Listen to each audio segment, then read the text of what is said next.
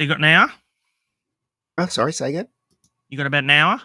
Yeah, no, I've got time for you, definitely, mate. Oh, thank you. Definitely. Thank you very much. It's all right. I've always got time for you as well. So, how you been? I've been all right. I've been fine. It's Christmas. I've stopped working. My last job was Oh, on have you? not Saturday, the Saturday before gone. So I've just been watching loads of stuff on TV, catching up with loads of stuff. Just Yeah, yeah. enjoying, I've been relaxing a bit. I've been catching up on video games that I hadn't finished. So All right, I okay. got like through about 3 of them so far. I've got a whole and they're I just so watched big now. I watched the Tulsa King, the last episode of Yeah, Tulsa the King, which is Sylvester still, Stallone show. yeah, Yeah. it's still good. It's still good. So I'm looking forward to seeing it next week's one. Hello, Lord Hello, Thoth. it's How are off. you? How are you? Hello. Thank you for Yeah, coming in. Yes, yeah, so we're actually here to talk about some yeah. news that happened. Did you see? By the way, did you see Dan's stream about it? Haven't got around to it. I All did right. check just to see if you'd been in it because I thought I didn't want to step on No, Dan's no, I toes. wasn't. So. I wasn't in it at all. I wasn't in it No, at I all. know. I noticed it was him and Sarah, so I was like, Yeah, I'll put that aside and watch something. Watch yeah, it another at another time. yeah. I think I got like through 20 minutes of it, but I haven't interesting takes on Well, the whole thing. I was up in close to Birmingham, and I Mm, was meeting Simon for the first time. I never met Simon nice, I from know. yeah, and Matt. I know Keith, obviously. So that's when we got the pictures from Dan of the new costume, and we had a real I geek could hear about it. Simon. What's that? Oh Yeah. no! Yeah, well, you can guess Simon didn't like it, and quite frankly, I don't like it either. But it's just that Oh, it, let's have a just in case no one's seen it. Let's have a just picture. Yeah, show the picture of it and yeah, make everybody happy, sort of. sort of. Yeah, Yeah, there we let's go. have a look. So this is it Mm, here. There we go. yeah, Yeah. yeah. It's not very Doctor Who-ish, is it? Let's face it. Well, I mean, I like it's contrasting. It is, but yeah. I mean, there's that jumper that's quite glaring. It You is. know what? That's a girl's jumper. I know it is because I didn't know if you did know this because no one actually ever mentioned it. But Mm, I did some research and you can actually buy this. You know where you get it from? where Primark? Let me think. No, the place is called H&M. H&M. H&M. Yeah, we got H&M Yeah. over here. Yeah. Yeah, we've just Oh, started getting them over here now, and but I don't shop there because I don't need to buy women's clothes, unlike some, like Jodie Whittaker fans or someone like that. mm. But it's it's interesting. I was not sort of surprised I'm that not it was a surprised either. woman's top. I was like, yeah, okay, I can see why, but obviously he has quite a chest on him, so maybe he needs to have that extra room. I don't know. No, just do you know? Okay, right. So the reason why I don't like the costume is because I don't agree with the casting at all. Yeah, I So know you don't. yeah, so the whole thing to me feels wrong. It just feels instead of it looking. I mean, no disrespect to anyone out there, and I don't mean anything bad. It's just my opinion. With all due respect to Doctor Who, this doesn't look very Doctor Who-ish. It looks fabulous, Oh, darling. That's what it looks like, and I don't like that. I don't want to see that in Doctor Who. it's But sort of like Sherlock Holmes crossed with with an orange Muppet. but it doesn't. It's not even that. For me, right. It's Doctor Who. For me, right. And I'm old-fashioned, obviously, and a lot of people will say that about me. It's worse than Jodie, but But for me, Doctor Who's has always been one foot in Edwardian and one foot in Yeah, contemporary England, and it's yeah. always been that way. And also remember, right? I mean, as I said, call me old-fashioned, but Doctor Who never used to have anything sexual in it. Now, Oh just God, no. the point that he's wearing a female I jumper, enjoyed. right? Yeah. It going in a direction which I really am not comfortable with as me. Do you know what I mean? I'm pretty sure a lot of people are comfortable with it and they like it. But remember, right, Matt, there are a lot of people here who rely on Doctor Who. Doctor Who's been their life, so Yes. their Hey, views are me. kind of slightly skewiff, if you know what I mean. They're kind of Mm. slightly biased over anything that's produced by Doctor Who. But I'm not that kind of a fan. And See, I would. I'm the sort of person that could watch Doctor Who. I could watch an episode like a story of Doctor Who, Mm, but I can't quote it, and I yeah, can't, I can't remember what happens most of the time. yeah. And then it might be a year later, and I watch the same thing, and I won't even remember what had happened. And that's what I've always liked about Doctor Who is the fact that you don't. It's like, oh, what happens in the Stones of Blood? I have no idea. Let's I'll just put Mm, it on because I'm like I don't remember it. yeah. There's just lots of stuff that I don't. I'm just not one of these quotable people. If That, I find it enjoying, it'll be through the whole when I'm yeah, watching the sure. whole show. But this is a new era for Doctor Who, right? And who Yeah, knows? He might be fantastic as the Doctor, but I'm not really that hopeful. To tell you the truth, I think Doctor Who's going in an area which I don't. I'm not. I'm not. I'm not part of, if you know what I mean. It's going in an era when mm, I'm not part of, and classic Who and new Who, they've got a huge connection. They kept the Doctor Who-ish about Doctor Who from the classic to the new Who. Now I don't yeah, know what direction this is going in, but it's really, as far as I'm concerned, I don't see any classic Doctor Who in this costume at all. I really yeah, don't. But that's just me, right? I'm pretty sure that a lot of people disagree with me, and it's their opinion as yeah. well, and I respect that. So I mean, you're happy that David Tennant's coming back? I'm kind of apprehensive. Yeah. Hopefully it'll be okay. Hopefully there won't be this woke stuff in the last and the next Well, three with him in like it. Lord Thoth says here, at least the companion was good casting, and I mean, I can't disagree with that. I haven't seen him act yet, so I can't say if it's good, if he's been good or bad casting, or if it's just a like a Mm, just another Jodie Whittaker again, and be bringing all her fans along, and mm, so it's yeah, it's a bit of a worry, and but you've got this lovely lady. Let me see if I can get her up. There we go. That's Millie, isn't it? What's her uh, name? Millie. um, the character's name, I can't remember the Oh, character's name. Ruby. Ruby Sunday or something Ruby like that. Sunday. Yeah, Is it yeah. Sunday? Ruby Ruby Sunday. Yeah, it's Sunday. Sunday. Yeah. So You like but that name though? You said, yeah, so it's but a nice name. It's a good I name. mean, there's one thing that really bothers me with his costume besides the cashmere, and that's the necklaces. You know yourself when you are doing a lot of running around Mm, and stuff like that. I mean, David Tennant had a fantastic idea about putting, having the sneakers on his shoes because he was yeah, going to do a lot of running, yeah. and his shoes are actually the hard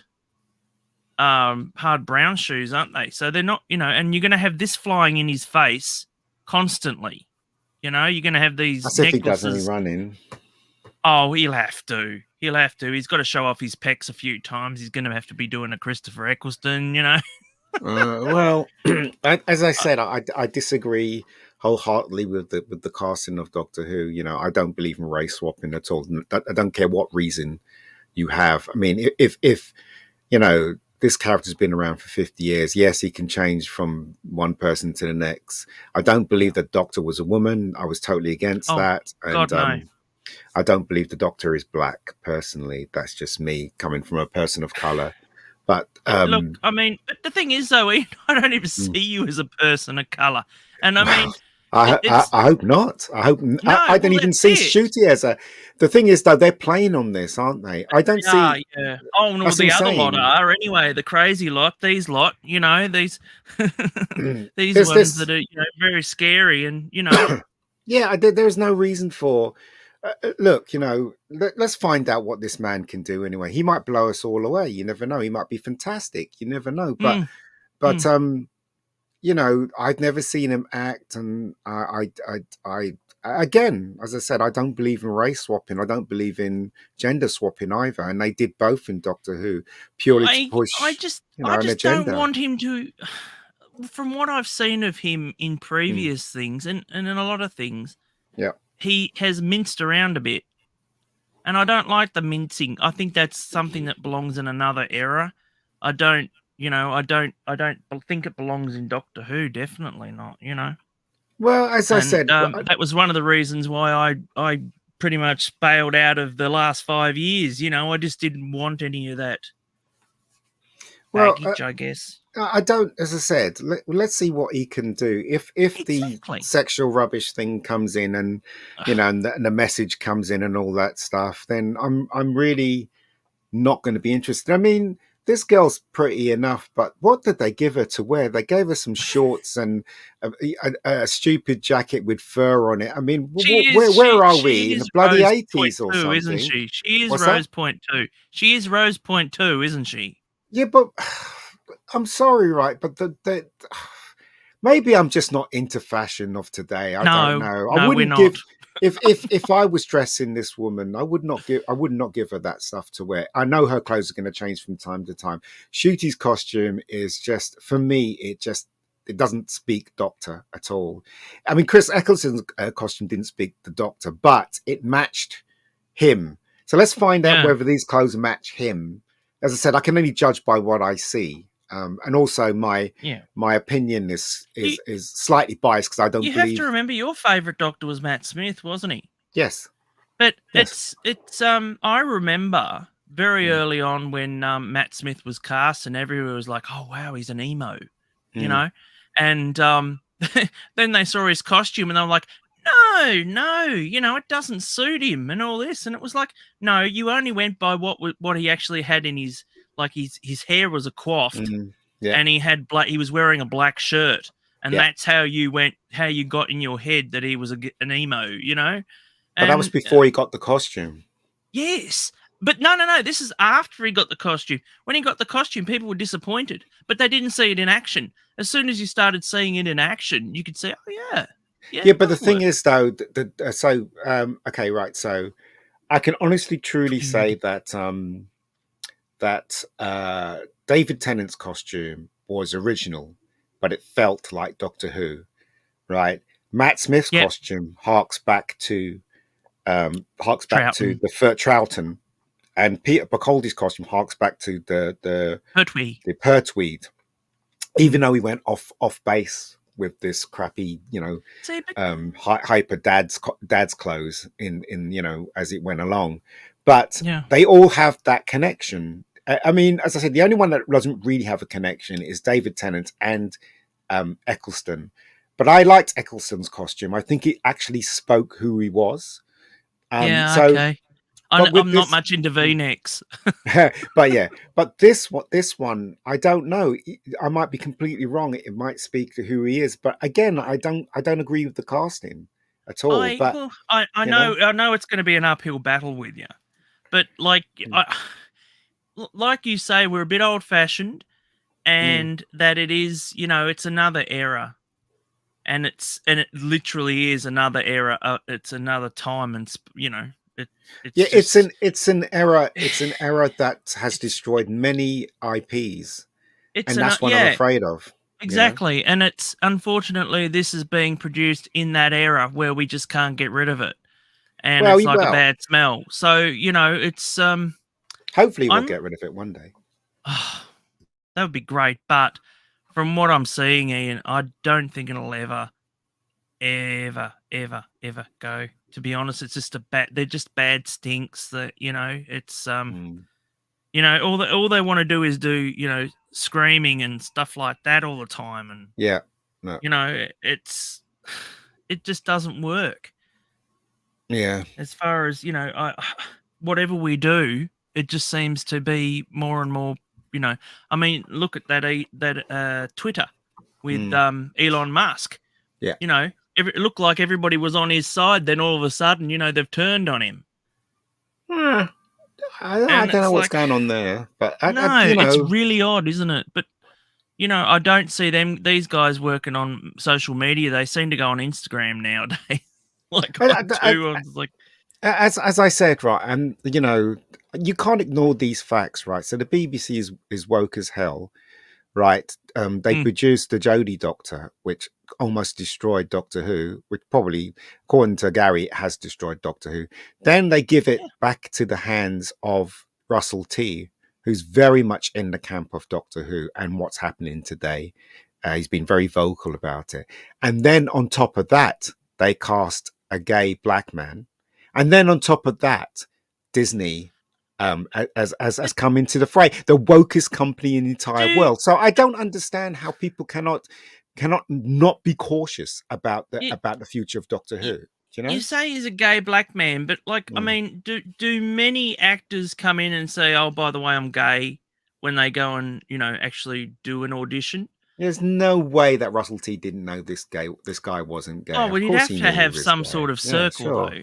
sure. So, No, but I mean, I but understand that, I but mean, look, it's their show. They can do what they want. But as I said, this is just my opinion. I again, I would like to say I have a lot of gay friends. I do have a lot of gay friends, and I do have a lot of black friends as well, right? But most of my gay friends disagree with what's happening in the world with the LGBT community and all that stuff. So everyone's biased to a point. Maybe I'm biased because I think Doctor Who should remain Doctor Who, the way I see it. Do you know what I mean? I might yeah, be but the completely thing is, wrong, though, they want to put their fingers in every single pie, though, Ian. They want to subvert everybody's expectations But and that's what I've and been add saying, their Matt. little agendas to these things because it makes them feel good. But that's what I'm saying, Matt.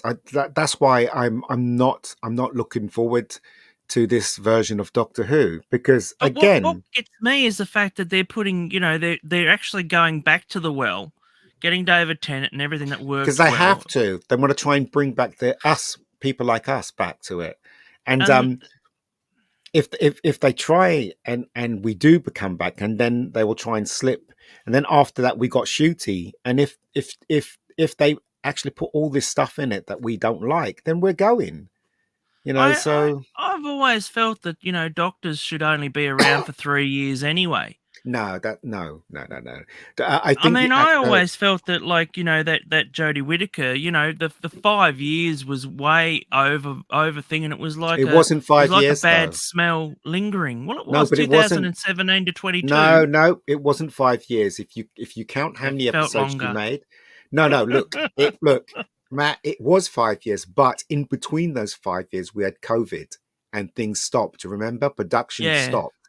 So really, when you think about it, she had, I think, maybe I don't know, maybe 2 years, 2.5 years tops. It wasn't 5 years. They'll use that to say that she was one of the longest running doctors, but in reality, the amount of episodes they made because Oh of God, COVID, yes, do you know that's what I all that's mean? been there for. So Yeah. yeah, so it's It's in as I name only anyway. I mean, exactly. I've never ever seen her as a doctor anyway. I Um, mean, I wish this production and Bad Wolf and Russell T. I actually do like Russell T. There's I think he's a really good writer, and he's brought Doctor Who back from the dead, and I he and I has love his that about moments. him. Yeah, Yeah, I sure. love I that mean, about him. he's a nice enough bloke. I mean, you Yeah. can't really, um, I mean, I don't agree with his politics at all. I think he should Mm, keep his politics to himself. But that's like everybody. I mean, I think when you're that big mm, in and I mean, you don't put stuff out on Twitter and everything about people, about whether or not you're a Tory or one of them other ones. mm. You don't you just keep it to about yourself. And Yeah. that's the way to do it. Well, as I said, I do wish them luck with this production, but as I said, I'm if gonna I watch it. smell I'm gonna watch it. I'm But going to watch it too. But if I smell woke in any form of shape or anything like that, I'm out yeah. because I don't want that in my shows. I want shows. I'm not saying that they shouldn't have any, um, diversity in the show. By all means, have diversity. But if that's the sole order of the episode, then no, I don't want to. I don't want to know. Yeah. I want to see stories. I want to be excited. I want a bit of action, a bit of edge of your seat stuff, and monsters. That's what we need. New monsters. Yeah, I think anything that I see from this newest era, I'm always on the fence with, because I just don't.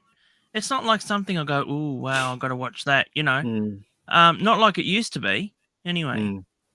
I but mean, what is this thing that they're against white males? It's absolutely crazy. I mean, it's it, anything. It's anything to do. As soon as people find out I'm a white male and I'm also a bonus bald, it's like, oh, let's go and attack him. And it's like, but it doesn't bother me. I'm bald or anything like that, but it bothers everybody else. Same with Elon Musk. Everybody's attacking him, and they're saying, "Oh, he's got a fake hairdo or whatever," because he was going bald, 20 mm. years ago or whatever. And it's like, so what? What's it got to do with you? No one's. That's just an insult. It's like But me saying, you're just pointing out the obvious, you dickheads. the So, thing is, though, they're true. only the people that are against Elon is against him. The majority of people, the majority of normies don't even know who he is. To tell you the truth, so Oh, it's Ncuti only what or Elon. Elon. Majority of When normies when don't I know who watched Elon is. when I watched Iron Man 2, Mm, I never even saw him. I was mm. like, and never. That's probably the first time I ever saw him. Yeah, I just didn't know. I didn't have no clue who he was, yeah. and I So, still so really don't. I just know that he's a bit of a writer. He's a bit of a right winger, and yeah, I've never been into his Teslas or anything like that. We've just started getting Teslas down here. mm, And it's it's taken a long time, and people are getting into batteries and all that weird stuff, yeah, with battery cars and all that sort of thing. And we've banned self-driving. We do not self-drive down here, so yeah, yeah. I don't know if that's the same in the UK, if it's heavily Elon Musk over there. No, it's I don't If drive, it's just so an I wouldn't American know. thing. I wouldn't know, but it's again, See, right. when I was in America, everything's a Hummer. Yeah, well, that was Everybody's driving a Hummer. when were you in America? Oh, that was 2008. Yeah, well, yeah, that was the time of the Hummer, wasn't it? So Actually. what are they driving around in now? I don't know. I haven't been to LA in yonks in about 10 I'm years. I'm I've thinking of been to New York a couple of times I'm thinking in of going over there, just going to visit next year, but yeah. I don't. Mm, Yeah, just doing a cross path, if I've got a couple of weeks free, but mm, yeah, I mean, I've missed going there. I do love America. I do. I yeah. do really do. I mean, Mm. you do feel at home when you're over there? I so when I was in LA, I felt very uncomfortable. When I was with Mm. my friends from England, I felt fine. But when It's I very had superficial, isn't it, LA? yeah, when I had meetings and stuff, it was just to me because I got into this game quite late. So when I was in my 30s, late 30s, I had meetings in LA and stuff like that, and my Mm. bullshit radar was going haywire because everybody that was speaking to me, you knew they were lying or they were just had some of Yeah. an agenda behind what they were saying, and it felt Not much has false. changed then. Yeah, I don't know. I haven't been there in years, but it felt false. Everyone that said they could do something for me had fallen by the wayside. I knew it was all bollocks, Yes. you know. Yeah. So No, it is. yeah, It's kind of weird. I mean, when you're from another planet, like they seem to treat you. You're from another galaxy. You get treated a little bit differently to mm. if you're from another part of the states. Like Texas or I mean, New York or Texas is something. okay. I mean, when I was there, I met a lot of execs, and they're all very welcoming and stuff, And but the thing is that in the end of the day, they're looking after themselves. And in the end of the Always day, want to go right? to Canada. Yeah, I love Canada. Well, I don't like Canada the way Canada's going at the moment, via politics wise, but I do like Canada. So my brother Yeah. lives in Canada, so Oh, but does yeah, he? Your older Yeah, brother? yeah. Chris, he lives in Canada. He lives in Toronto. You've only got one brother, have you? Got two? No, I've got I've got three brothers. Oh, lucky So you. yeah, I've got two. have you? I come Yeah. from a family of seven. So Oh well, so that's there a you go. large family. It That's is. good to have. I only come from a family of four, so All right. it's Yeah. but you know, What about it's sisters? You got a sister? I got one sister. All right. Cool. Got one sister, but they don't live nearby or anything like All that. But right. it's Mhm. it's but and they're all a lot older than me as well. I mean, Yeah. you're one of the eldest, aren't you? I'm the second oldest. Mm, Everybody else is everybody else. Put it that way. But yeah. yeah, it's yeah, yeah. Well, you But know I what mean, family's like. Yeah. yes, I do. But yeah, I mean, are we looking to change the actual like um the the future of woke or what? Are we gonna be It's able not. to change that, or is it just gonna be a flash in the pan sort of thing? Well, Because at the moment mm, I'm looking at these Marvel movies and they recently Alex Ross, who did he did Marvels. If you remember Marvels, it was one of yeah, the greatest yeah, yeah, yeah. comics. He did the art for that. But I recently saw him he posted this picture of Black Panther Mm, walking away from the Avengers table and Captain America mm, actually, saying something not so nice. mm, And I was like, and I actually typed down, I was like, I this is how I feel about Marvel movies. And this guy told me to suck it up. And it's mm. like, but no one's going to see the Marvel movies anymore because No, they're no, that's shit. not true. That's not true, Matt. What? When was the last Marvel movie someone went and saw? No, well, look, they make thousands. They make They millions. make millions, but they don't Yeah. make the millions that they want. But that's not the point. The point is that they make so much product that each product is supporting the other product and the other product as well. So if one fails a bit, then it's not much of a damage, not much of a dent to I'm assuming to the amount of money that they're Yeah, making. but Of course, yeah, the money will go down. But there's been sorry. a lot that have actually failed Yeah, though. look, look, it might be. Look, here's the question, right? Marvel does make money, right? They do make money. Okay, right. Otherwise, if they didn't make any money, they would have stopped it, I'm pretty sure. But also on top of that, they have people that actually believes in this woke cause. And they are in charge of In most things charge in of America. And it's through America, it's trying to it's filter it brownie across points, to the isn't wall. it? And I don't think it's that. I actually think they believe in it. And also, there's some crazed LGBT people out there that just are so crazy that they I mean, want to turn their crazy into law. have you seen the list of the new Avengers that they're planning on Yeah, releasing? but I'm not going to watch. I don't really care about Marvel Right. anymore. I mean, there's a lot of people that don't care, but there's a lot of people that do care about it. You know? Well, no, I just care about it because it's so sad. It's like Doctor Who, seeing it, just in such a state where it's like I can't see it bouncing back from this because it's just been so long, and it's just gone down even further, Look, downhill. it's not hard to figure out, Matt. Their mission is to encourage the youth of tomorrow. Mm. This idol or ideology. How do you pronounce that word? Ideology. Mm. Ideology. That's what they're doing. So if you look very carefully through Marvel, through entertainment, it's not a new thing, right? Through Marvel, through with Disney, through BBC, right? It's not a new thing. When during World War II, Mm. Hitler and his people used media to grab the attention of the youth of Germany to fight in the Yeah. war. So it's nothing new here.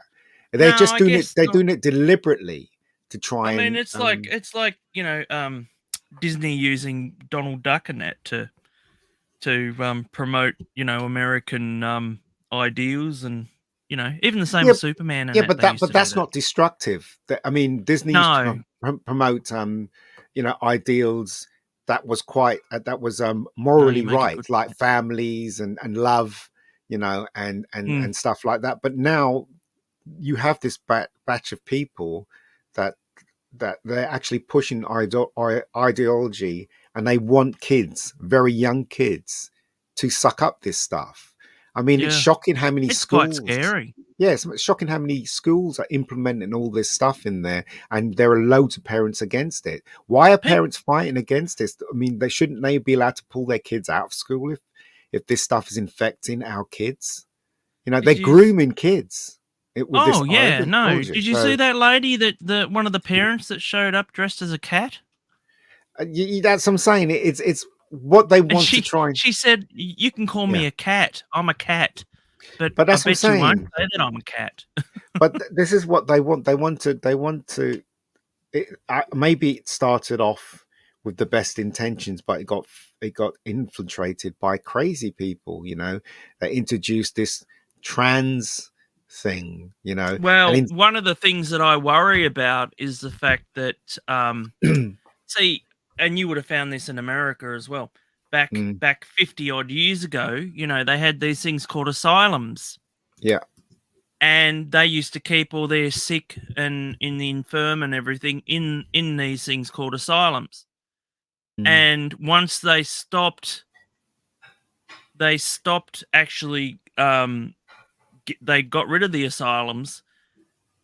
That's when they started putting people out on the streets mm, and into homes and everything like that. Everything just changed suddenly, yeah. and it was more insanity. Hey PJ. So it's yeah, we've just been talking about Doctor Who. We're moving on because we were getting a bit sick of that orange shirt. I mean, as I said, right, I've made no secret that I don't agree with the casting of the new Doctor Who. I don't agree with it at all. As I said, a lot of people counter me by saying he's an alien, he Oh, can change any shape. But the thing is, though, the only reason why he's a black man, the only reason why he was a woman was because of this agenda that's floating through the BBC. you you And that's can't the you only can't have reason. 12. See, Mm, what really gets up my goat is that you can't have 12 regenerations and then have them all white and then all of a sudden get into all these weird things. In my head canon, the only way I can think about or getting around that is by saying, okay, he was only ever supposed to have 12 regenerations, and then mm, when he got renewed for another whatever, mm. then and maybe he hit his head on the way Yeah. down, and then he turned into a woman. That's the only way I can get But my that head through it. we can solely blame that on the new era because they allowed Missy to be Master to be a woman, and then that opened the door. And I hated Oh, River Song. I really hated River Song. I no, thought River Song, she was great any for a moment, one-off. any moment she gets, she tries to sharp the Doctor, which I find incredibly She always insulting. shops around wanting to getting into the next series of Doctor Who. Yeah, as I said, it's I Hello, think sweetie. it's yeah. I just she outstayed our welcome, and I think A lot of them do. A lot of them yeah. do. The really popular ones, you'll Mm. find that they outstay their welcome. I mean, I've always liked Clara, but I agree that she was there for She way should too have much left. long. She should have left. She should have left when Peter Bocaldi joined, and it should have been. I really Yeah. do like what's her name? The black girl. I can't remember her name. Oh, free management. No, the one that Oh. Peter Bocaldi had, the one that kept saying she was Oh gay. no, not Bill. Oh Bill God, no. actually liked her Oh character, no, but no, the frizzy hair. reason the reason why the I'm a reason why lesbian. exactly. Reason why I came off her is because of that. But the thing is, though, I think she was a really good character when she started off, and I think Peter Bocaldi and her made a good team. And then when what's his name, the ball guy, the comedian Oh joined. yes, it's Matt Lucas. So when Matt Lucas The one joined, I right? apparently look like, and yes, Nardole. Yes. Okay, so when Matt Lucas joined, I was like, this is odd. But you know what? I warmed to him. I really did All warm bald to him, men and I look like thought he was Nardole. very funny. And I Mm. thought that made a really good team, Bill, Nadell, and the Doctor. And I thought that was quite cool. I Mm. thought it was quite cool, but the stories were terrible. Connected to them, the stories were rubbish. I mean, So I can't remember anything of that era. All I remember is that Missy was playing the piano in a in a locked room, and he was suddenly a professor of something. how And could you look? Yeah, well, he was that was ridiculous. But how could you not like Matt Lucas? He comes up the stairs of the TARDIS and he says, "I'd leave it for 5 minutes if I was you." How could you not like? How could you not like him after he says that? After coming out the loo, do you know what I mean? I thought he was absolutely hilarious, and I really yeah, warmed nah. to him when he first started. I thought, nah, but then as it went on, he actually supplied some really nice humor in there. Yeah, I thought I the felt it balance was was like, quite good. okay. See, Mm, the one thing I've never liked in Doctor Who, new Doctor Who, mm. is the stunt casting for the roles of companions. I just don't. It just doesn't. If I don't know anything about them, I'm happy. What's But that? Sorry, say that again. the stunt casting in the companions, like bloody Donna Oh, Noble and mm. that Catherine Tate. I mean, most annoying character, and as a one-off, yep, okay, yep, get her out of the way, and then lock her in a cupboard or something. But just having her in for an entire series, and I don't care how good your stories were or anything like that. She annoyed the shit out of me. She makes Mel looks like Rose's chocolates. So and I prefer Mel now. I really do. So at least that's one thing. I know what you mean. When I first saw Donna Noble, I thought she was very annoying, especially in the first one we saw her in. She was always shouting and and Oh well, berating I used to people call her and stuff Shouty like that. McShouty But the thing is though, she really did get what she deserved, didn't she? Because you know she was really at the the person end. she was, yeah, was, well, the person that she was getting married to, especially in The Runaway Bride, he didn't really love her, did he? Let's face it. Oh well, And she was supposed to be a sacrifice, wasn't she? yeah, so that's what I'm saying. So I mean, she's very annoying, but No. I kind of got used to her. I kind of got See, used her to her. comedy has never ever taken off here at all. I Mm, mean, even like Matt Lucas, mm, Little Britain was massive here. It was huge. They uh, even had their stage show. They brought it over, and they had to change some of the things because we had yeah, no idea what they were going to be talking about. I think yeah. they changed one of the one of the jokes would piss Dan off actually because one of the jokes that they had was about only fools and horses, Mm, and they had to change it because no one watched Only Fools and Horses here. all So they right. end up changing it to Steptoe and Son. But I honestly think uh, that there's only been well, three doctors that I really liked that I watched majority of their episodes. First of all, it's going to be John Pertwee. I really like John Pertwee as the Doctor. I Mm. think he was very much the Doctor Who in the Who, if you know what I mean. Well, see, but you remember John Pertwee because you grew Mm. up in that era. Yeah, yeah, And see, the thing is, though, I didn't grow up in that era. I yeah. grew up a little bit later, but it was only because for some reason they would show John Pertwee and then Tom Baker, and then when Tom Baker would die or Tom Baker had just run out of episodes, they'd Mm. go straight back to John Pertwee again. But So the thing I liked about John Pertwee's Doctor was that I love the idea that the Doctor is the cleverest man in the room, or the mm, cleverest man in the whole of the episode. He bit of a knew smart exactly what was ass, but going I on. like it. But so basically, John Pertwee's Doctor was the cleverest man in the room, but he was also very arrogant as well at Mm, certain times. But he wasn't arrogant that you thought he was an arse. Do you know what I mm. mean? He didn't have any authority. He didn't have any respect for any authority. If you watch the episodes very carefully, he didn't like the Brigadier much either. Do you know what I mean? And Brigadier and him was always button heads, and I Yeah. like that about the Pertwee Yeah, Doctor. but they became friends, Yeah, they like did. Yeah, sure.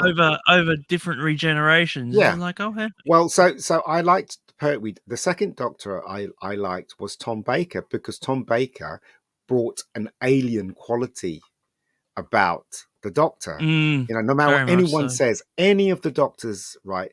None of them reached the height of Tom Baker's Doctor Who-ish. Do you know what I mean?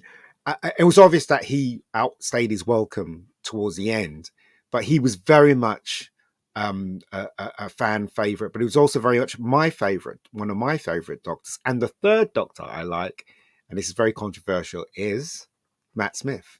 So Yeah. those three Doctors I thought brought something different to the actual character itself. Everybody else kind of mixed and match, I thought. But that's just my Yes. opinion, right? A lot of them they took from others, and Yeah. they were more like facsimiles, I Yeah. guess. Yeah. Well, I Um, thought anyway. I mean, Matt Smith, a lot of people say that he took from certain places, but Matt Smith was kind of like a carry-on Doctor, if you know what I mean. He was very much a lot of hands flapping he around, got and it. That was the thing about I Matt think he Smith, got is that it. he Yeah. actually got it. And, Yeah. I mean, because he's so popular, I mean, I like going to see, meeting some of the older Doctors and that, Mm, because, even Peter Capaldi, oh my God, I just remember going to see him. And I mm, had my nephews with me, and my nephews were so dying to go and meet him, mm. and there was just no way we were going to actually, because it was massive. It was like the Beatles were in town. But It really the was. thing that Tom Baker and Matt Smith has in common is children both gravitate towards them. That children totally get them. I mean, Pertwee was a different kind of animal as the Doctor. It was a lot of adults, a lot of kids, adults would See, watch Pertwee, but I've always seen Pertwee as being like someone you could depend on. mm, yeah, Whereas with but with Peter, mm, that not Capaldi, I mean Davison, um, I found him to be approachable. yeah, Like you could actually go up to him and you know that he's not going to be too aggressive to you, that sort of thing. yeah, So yeah. each one's got their own little thing. I mean, but the thing is though, um, that well, the latest one would have been really aggressive, wouldn't it? But the thing is, though, you've seen pictures of Tom Baker with loads of kids. He'd go to schools and kids would be all, It was the this is same the here. Doctor and stuff. And also it was the same thing with Matt as well. Kids gravitate towards him, and I think I can't see that with Ncuti. But then again, I'm judging him before I Well, see, see him. not Matt Lucas, Smith. Matt Smith Yeah. always, he always said, it'd be, to have a little kid come up to you and the Doctor's shit, Mm, to you wouldn't. It's not exactly a nice, something to remember. So mm, I've always, had that adoration for him to actually think that, I mean, kids see you as a character. They don't see you as an actor. They're mm. different. They're totally different beasts.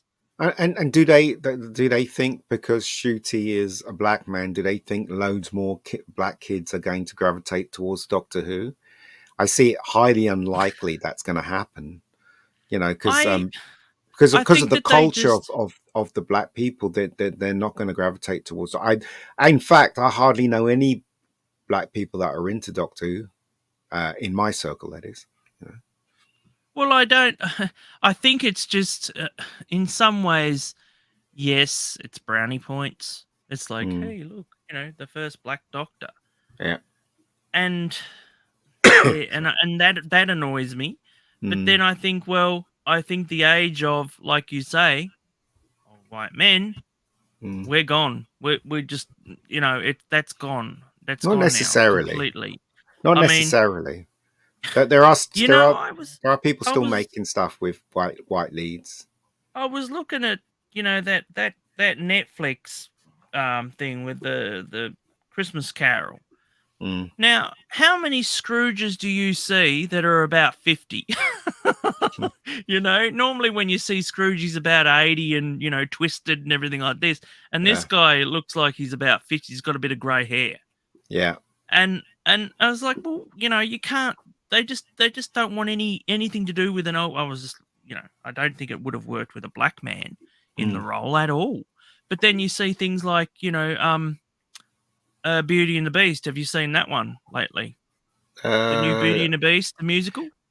No, I haven't seen Beauty and the Beast the musical. I've They did a seen the. musical of Beauty and the Beast, and All Belle was of right. course black. Yeah, you see these things I find very disturbing. I find race swapping very disturbing. As I said, no one's willing to create new characters for people of color. It makes no sense to me. Why are you going back and retconning stuff with people of color? What are you really saying to people of color, that they're not good enough to create new characters? That's exactly what they're saying. One of the things that's really annoyed Marvel is the fact that Nick Fury, a lot of people still remember Mm. the Nick Fury of old, you know, Yeah.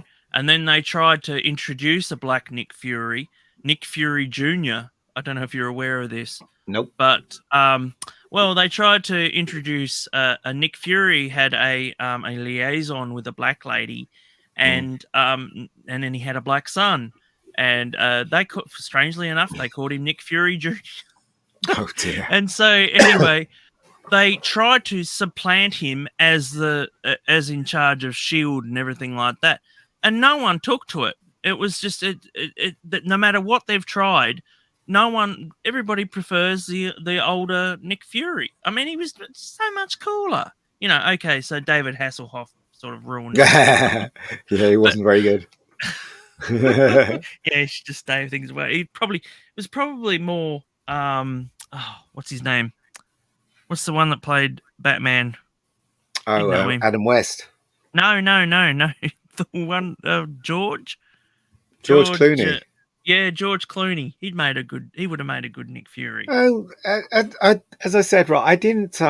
It made sense that they went for Samuel L. Jackson because he's a huge star, and they did draw the comic book that like it was Sam Jackson, so it kind of made sense. I don't mind that. I really don't mind that at all, because obviously, but when you take an established character, that is close to people's heart, because Nick Fury is like. He's kind of like one of those secondary characters in the Marvel universe, isn't he? People don't really, people did buy his comics, but it's Nick Fury. Who's he again? Normies don't know who Nick Fury is. Now they do because of the movies, but they never knew who Nick Fury was. So it didn't really matter on that score. Yes, taking Iron Man and making Tony Stark black, that would have been a stupid decision. Same thing with Superman. Same thing with the established Well, ones they that did with everybody Rhodes knows. anyway. Yeah. So, and it's the same thing they did with Doctor Who as well. I mean, as I said, to me, this era of the Doctor is kind of a bit alien to me. No pun intended. But Mm. let's see what they come You up got to with. give it a go, though. That's the thing. I'll And give it's it a like, go. well, yeah, I know. I know you give it a go, but But all the that's flags sad seem of to it. point in the wrong direction, don't they? All the flags No, seem to be well, pointing in the wrong direction. That's what I I think think. it'll be. I mean, we've got to look at Mm. who's going to be the new villains. I really want them to stay away from the Master. I really want them Mm. to stay away from the Daleks. I know that's probably not going to ever happen. Mm. Although he might go up against white Daleks this time. I reckon. you know. And it was funny because people were saying that he's going to blend in with the costume and that, but he's not. He's not going to blend in with that costume. Also, right. I mean, when the Doctor was white, right? He's. I hate to Long say this, time but ago. there are lots of situations where he can just blend in. Do you know what I mean? In a lot of situations because he was white. In Like any time, century past time. time. The thing Yeah. is, though, they're literally changing time now Mm. through entertainment and everything. They're literally rewriting it, Yeah, but aren't they? everybody knows it's not true. But that's beside the No, point. but the thing is, though, when you're a little kid That's what and I'm you're going to be saying. growing up in this sort of era, and unless your father or your mother or whatever is going to be showing you the classics, even Star Wars, Hmm. But look at that's all what I'm that saying. that last three movie shit that they had, that horrible, horrible stuff. And that's unfortunately going to be canon now. They're not going to, uncanonize it. That's it. That's Well, I mean, it doesn't. Star Wars is dead anyway, and quite frankly, I think if Doctor Who goes this way, that they probably kill it anyway. well, You that's know, Disney. Yeah, but it doesn't matter. I mean, look, if the ratings go down on Doctor Who because of this agenda, because they stuck too much agenda, and they've only got themselves to blame. Mm. Trying to trying to take something that doesn't make any sense, that doesn't live in facts, and trying to place it into the media, in a bad way, it's never going to survive, is it? People are just going to gravitate away from it. And even the people that do support this kind of agenda, they don't even watch Doctor Who. They scream and shout about it. But when it really comes down to watching it and supporting it, they're not there, you know? I mean, I one of the problems that we have here in Australia is that the ABC, which carries a lot of the BBC's content, Mm, they're extremely political now. yeah. They've gone pretty much like the BBC has, as far as picking a side. Mm, And I've been looking at and watching a lot of these shows now that they're trying to peddle, and one of them now is called is a show called Mother and Son, and it's a remake because the original was done in the 80s. I think England tried to remake it and they just didn't.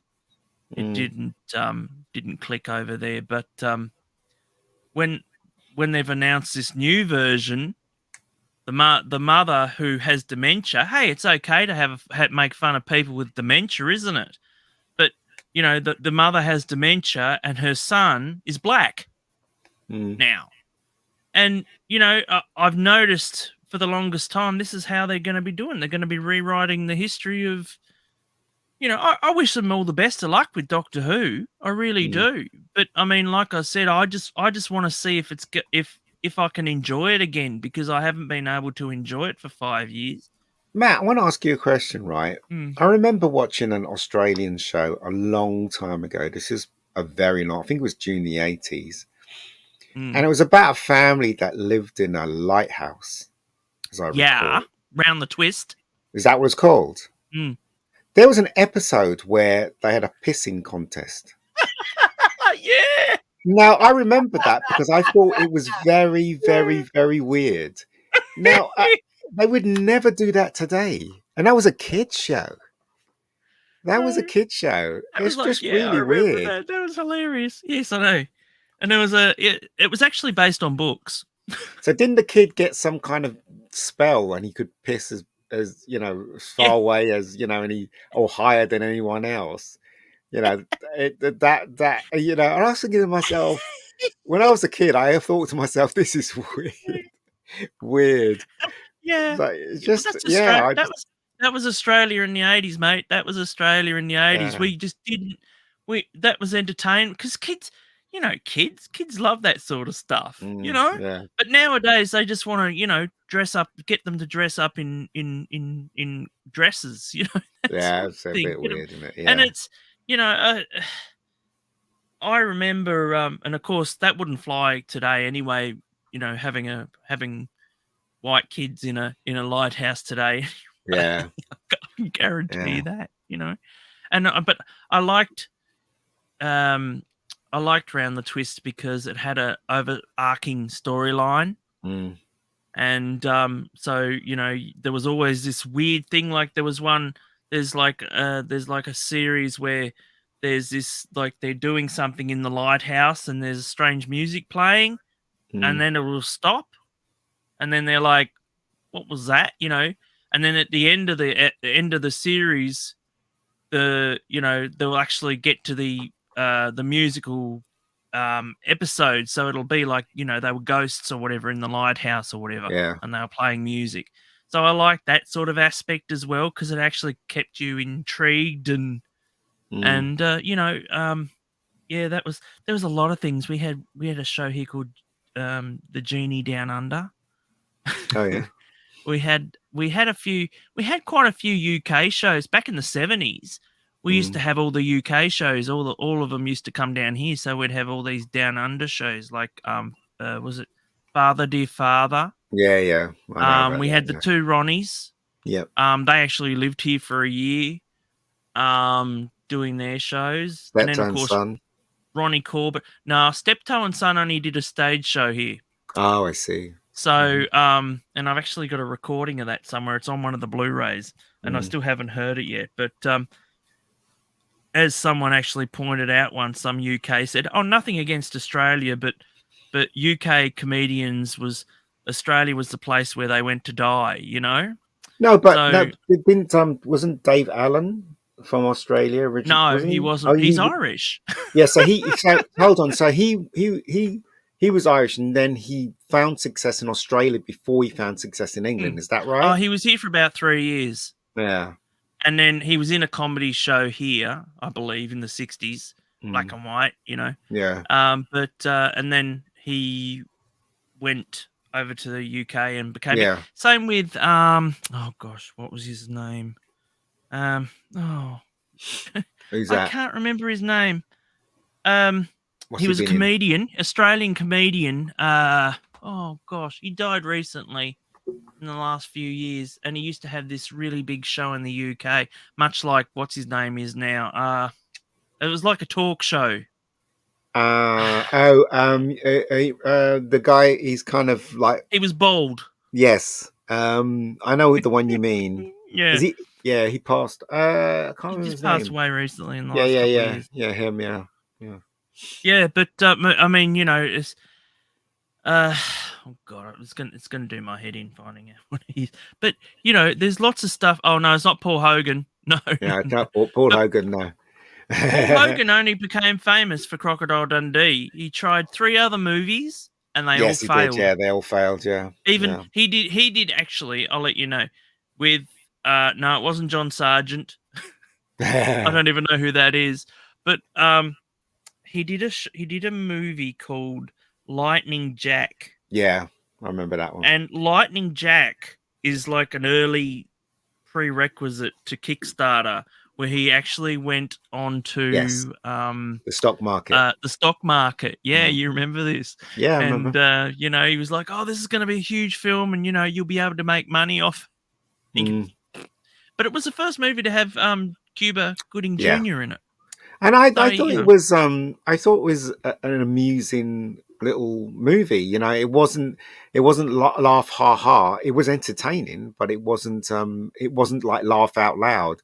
I mean, I remember watching Crocodile Dundee for the first time in the cinema, and I did laugh out loud. I thought there was some scenes in it that just made me laugh out loud. But with Lightning Jack, it was very much controlled. It was very much the thing about Paul Hogan is he didn't want to go beyond the humor.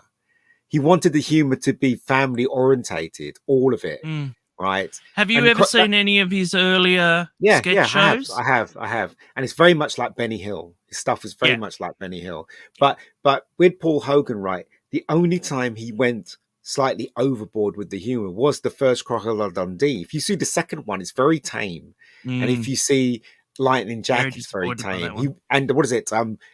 I want to be an angel. Almost That an one, Angel. almost an angel. That one was very much kind of like Hallmark stuff. That's what it was, wasn't it? So that's what I'm saying. I think he really did miss a trick there because he was very famous and he could have made something that was quite edgy, you know, something that would make him stand out a bit. But he didn't. He chose the easy road, and I think See, that was his failure. well, they tried to cancel Paul Hogan here too with Yeah. tax evasion. I don't Mm. know if you're aware of that, but Yeah, I am. he's Lives in actually LA now, been doesn't he? he's yeah. Mm. But you know, it's they that's the thing. It's like tall poppies, you know. They just want to cut them down. They want to make an example out of them, you know. I think Paul Hogan, he's kind of like Arnie. He kind of like came from nowhere, and he was determined to do something, to make something, and he made it later in his life with Crocodile Dundee. He Oh was a yeah, man of age in Crocodile Dundee, but he looked 50. good still. Yeah. So Yeah.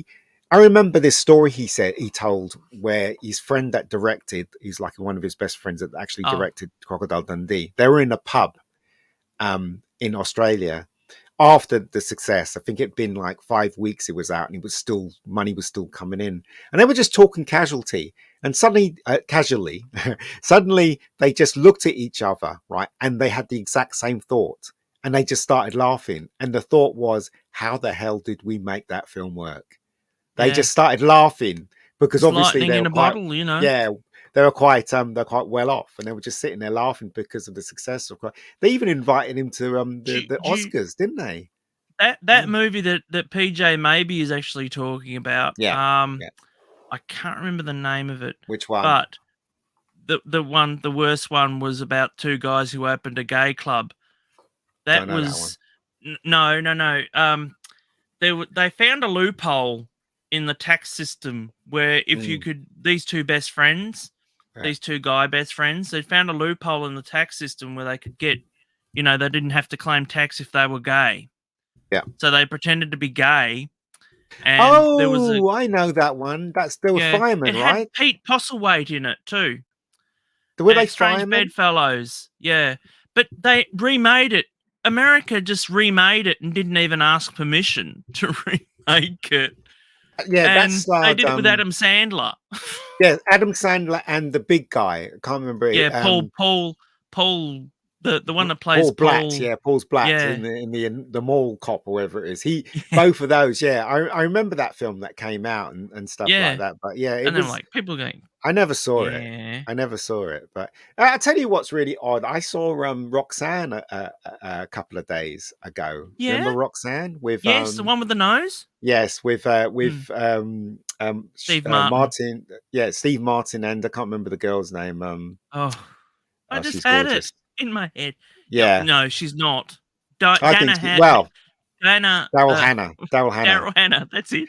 Well, at that moment in time, she was gorgeous. But what I'm saying is that I find when I remember first seeing it and thinking it was really funny and really really moving at some point, and then I saw it recently and I thought to myself, this is not the way I remember it. Do you know what I mean? Yeah. And you could tell he was wearing a false nose. There were some shots where you can literally see there's makeup. Was this in him. HD? Yeah, it was in HD. Yeah, actually. If it's in HD, yes, it shows a lot of things. I was watching a show on that was actually a Hong Kong movie. Yeah, and it was a supernatural one, and the guy had the worst fake nose, and I don't know why he had a fake nose. There was no reason for him to have a fake nose. But he had a fake nose, and it was just so blaringly obvious because it was in HD. Yeah. So I think it does have its problems. HD.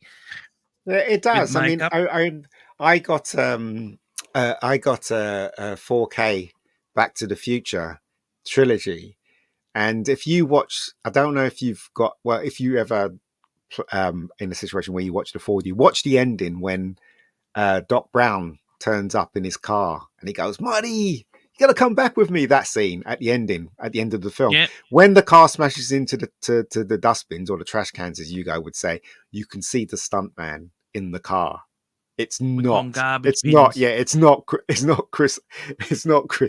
the stuntman. You can literally, he's plain as day. That's how clear the picture is. It's like, what? That's like Roger Moore. Roger Moore. Every time you see Roger Moore actually fight, it's a stuntman.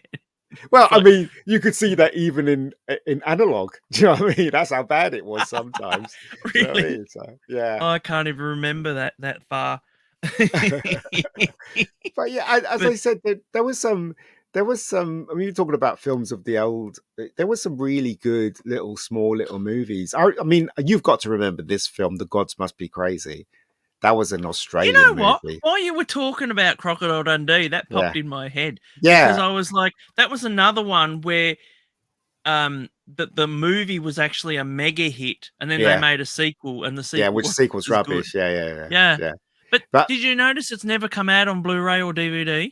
No, I don't know what the score is there. Maybe South African, I believe. Yeah. I think the distributors have problems of trying to get it out there. But I remember watching it and laughing my head off, thinking it was absolutely hilarious. That trailer. That trailer. I remember it was actually people actually rang up and complained because it was at the movies for so long.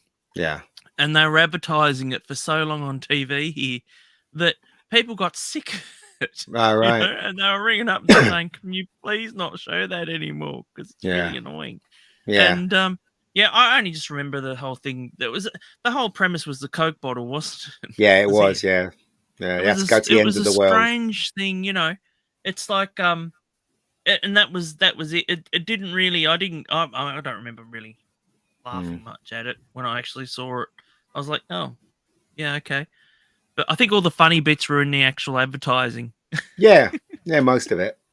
I But remember those days they used to have VHS. They used to have like little video stores. People used to go and they used to give you pirates behind the counter because it wasn't illegal to have pirate films in those days. So there was a store down where I lived before Blockbuster, before all these things happened, and when you used to walk in, on the left used to be Betamax tapes, and on the right used to be VHS. yeah, So that was the same here. the side, so the I think it was the right side that had VHS was always packed with people trying to get movies. But my dad, in all his wisdom, brought a Betamax machine. So when we went to get a pirate version, it was on Betamax. Nobody was renting out the Betamax, so we could get them easy. Like we got Superman 2 on Pirate, we got Gods Must Be Crazy on Pirate, we got was it all these horror films on Pirate, and it was quite funny actually. So that I remember those days with fond memories. I really I do. remember trying so hard to get to, all the good movies were on Betamax. Yeah. Well, And nobody's renting Betamax, right? no, I know, but like they didn't have like an equal VH. They didn't. Sometimes they'd actually have movies in beta, but they wouldn't have them in VHS, All right. and vice versa, I guess, as well. Mm, And so when I'd be going there and I'll go, "Oh, have you got that in VHS?" No, we don't get that. We can't get that in VHS. It's like yeah. what, So I never get to see it. But it was really odd because when Blockbuster did actually appear and you went into the store, it was to me it was a joy because you could walk around, pick up the box, read what was at the back of the box, especially horror section, Yeah. and rent them out, and it was just a joy And you watching. know what really bothers me now is the Mm, fact that most of the time, like the only thing that we have those now, like are like stores where they yeah. sell them. And the thing is that they only show them from the spine. They Yeah. won't show them from the cover. And so you've got to try and, squint and see if, you got your movie, and hopefully it's either in alphabetical order or something like that. You Mm. can't actually just go by what's the cover, you But know? there was a real art to selling videotapes at that moment in time. So Mm. sometimes you would rent out a film purely because of the art on the cover. Like I remember Tremors. The only reason why I never heard of Tremors, the only reason why we rented Tremors was because of the cover with the monster with the thing underneath the ground coming up, and you think that looks good, so you just today it's completely different That because took me like 10. I only watched that like about 6 years ago for all the first right, time. Tremors. I right. never. It was just. This is one of And those movies that always went by me. And what about Maniac Cop? I mean Oh yeah, that poster was so good that you had to rent it.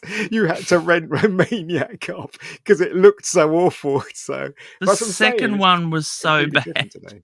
Yeah, it's different today though, isn't it? Because it's all digital and they put, like if you're gonna watch a film on Netflix, you click on the switch and then you have half the poster up or still from it, and you can press play. Do you know what I mean? It's not like you're physically holding something, don't make the effort to actually go down the store, to meet some Oh, people and stuff. you know It's me. I mean, I love my media, as you can mm, see from behind me and up yeah, here, and I mean, I just having it's like I feel like watching this today, yeah, yeah, and so you yeah, can just pull it off the shelf.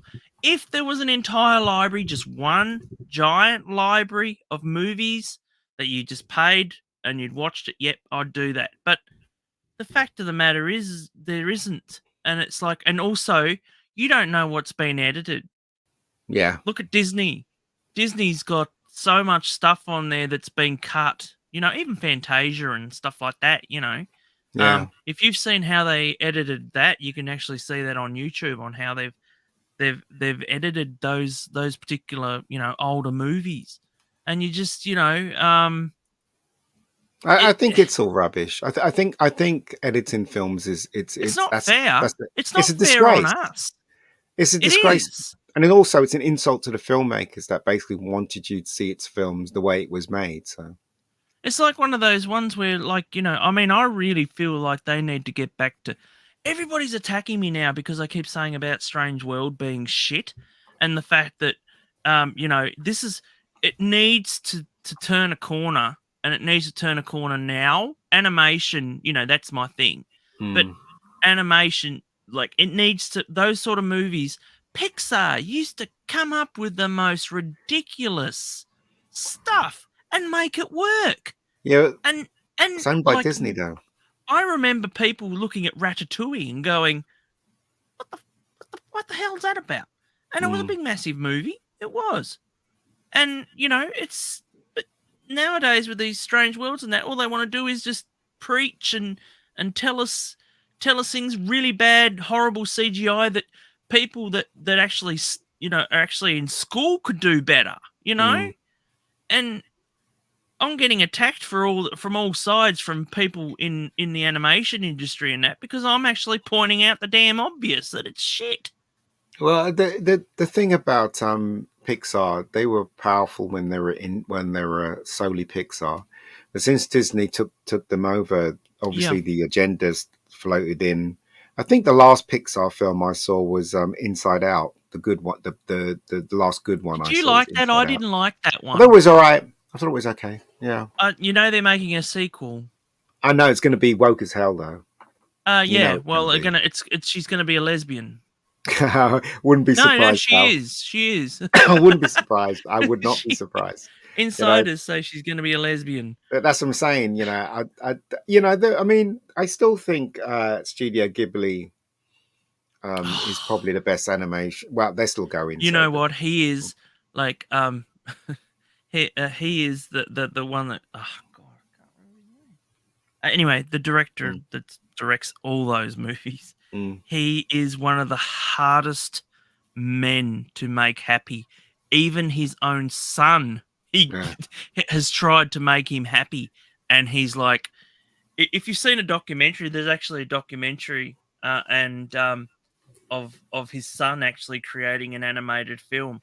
Yeah. And he actually invites his father to watch the film, and his father just after watching the film turns back and goes,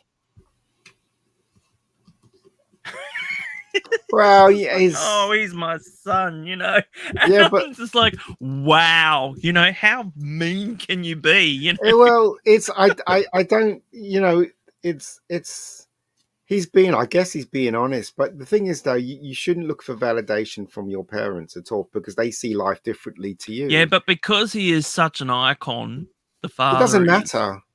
It doesn't matter. It doesn't matter how famous someone is or how, like, for instance, I give you an example, right? I've sent a couple of my scripts out to script readers and stuff like that.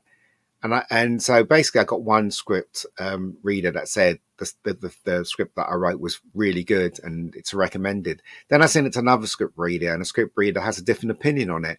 Then another has a different, you know what I mean? So even your relatives will have, you don't need approval from anyone. Oh, no, no. I mean, I've got people telling me my art is shit. And I mean, they wouldn't know, to give up and to not give up my day at Tesco's. But listen, and I'm like, well, what the fuck? First of all, what the fuck is Tesco's? And second of all, why the hell am I? No, I know, but I don't know this because I don't live anywhere near their land. Yeah. And so, and second of all, why am I being invited to friggin' DreamWorks and all these other places if my art is shit? I'm sorry. Yeah, but okay, so it doesn't matter what other look.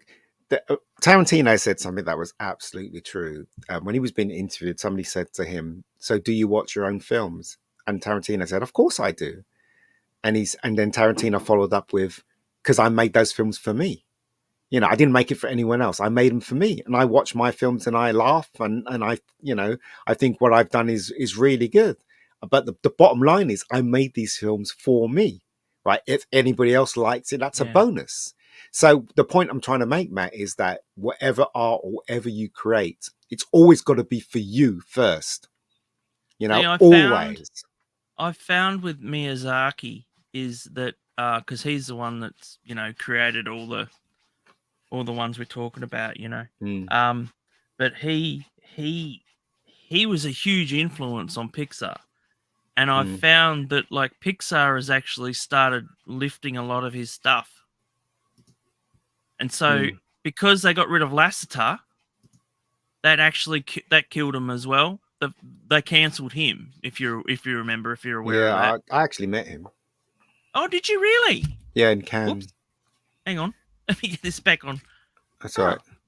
I met him. I was in Cannes at this sort of like garden dinner party thing, and I went up to the bar and I asked, for a drink, and then he sat next to me, and then I noticed I recognized him, and I said, "Are you so and so?" And he went, "Yes," and I said, "I just want to say that you're absolutely brilliant, and I just love your work, and you've really changed the face of animation."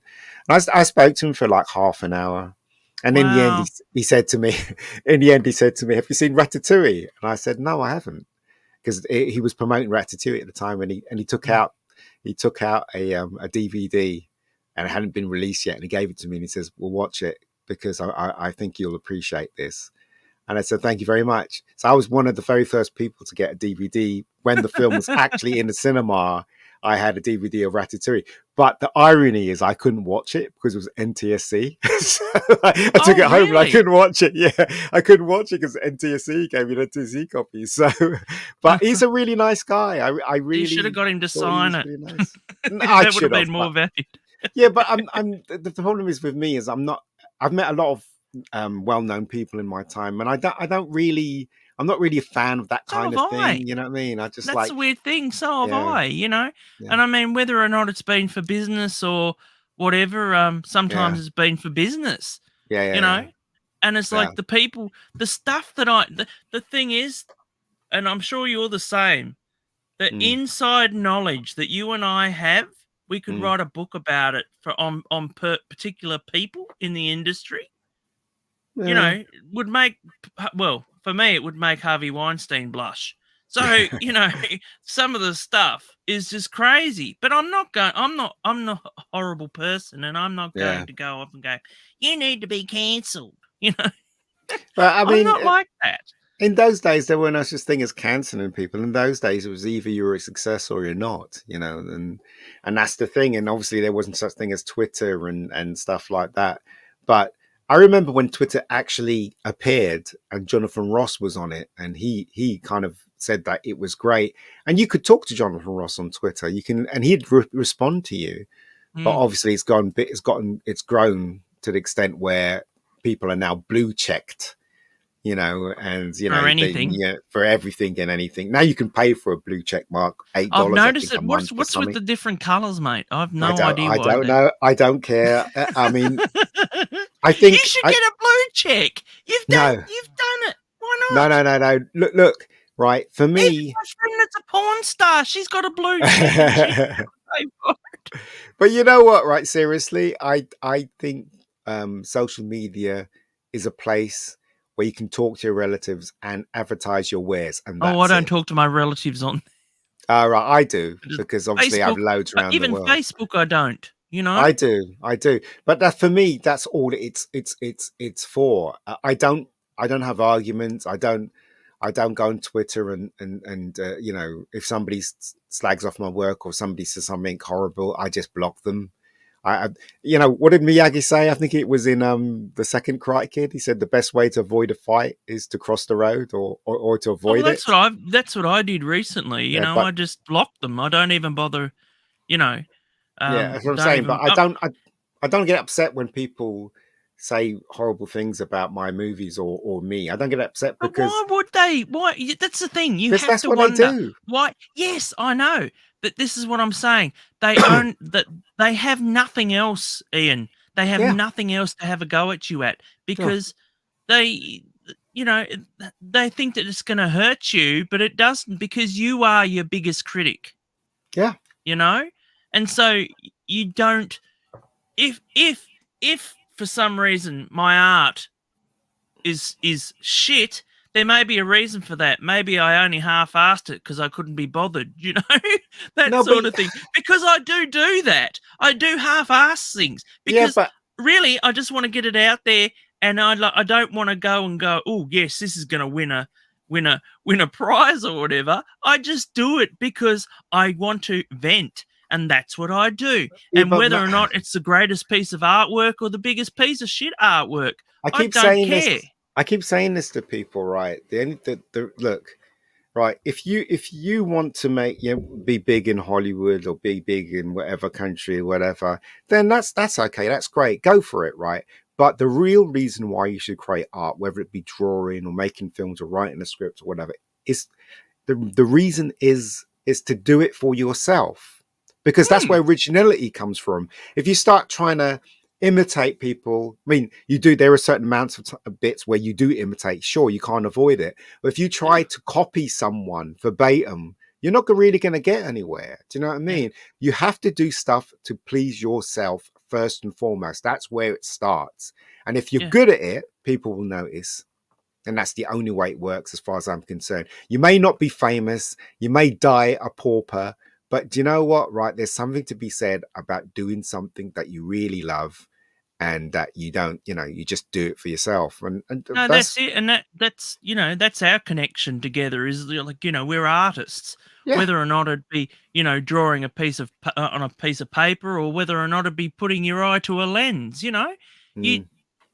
we we work in different ways to create things, and that's what an artist is all about. But I think people that aren't artists yeah. and are just like brain dead or something, they don't understand how it's supposed to really be, how the real world really is. Mm, yeah.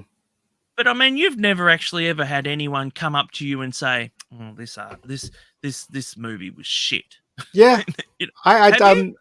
yeah, I've had people say that, but also I've had so basically when Bad Day came out, we have this newspaper called the Metro, in England, and Yeah, at the time the Metro was free on tube stations and yeah, and, we and have everywhere those right too across the in Melbourne anyway.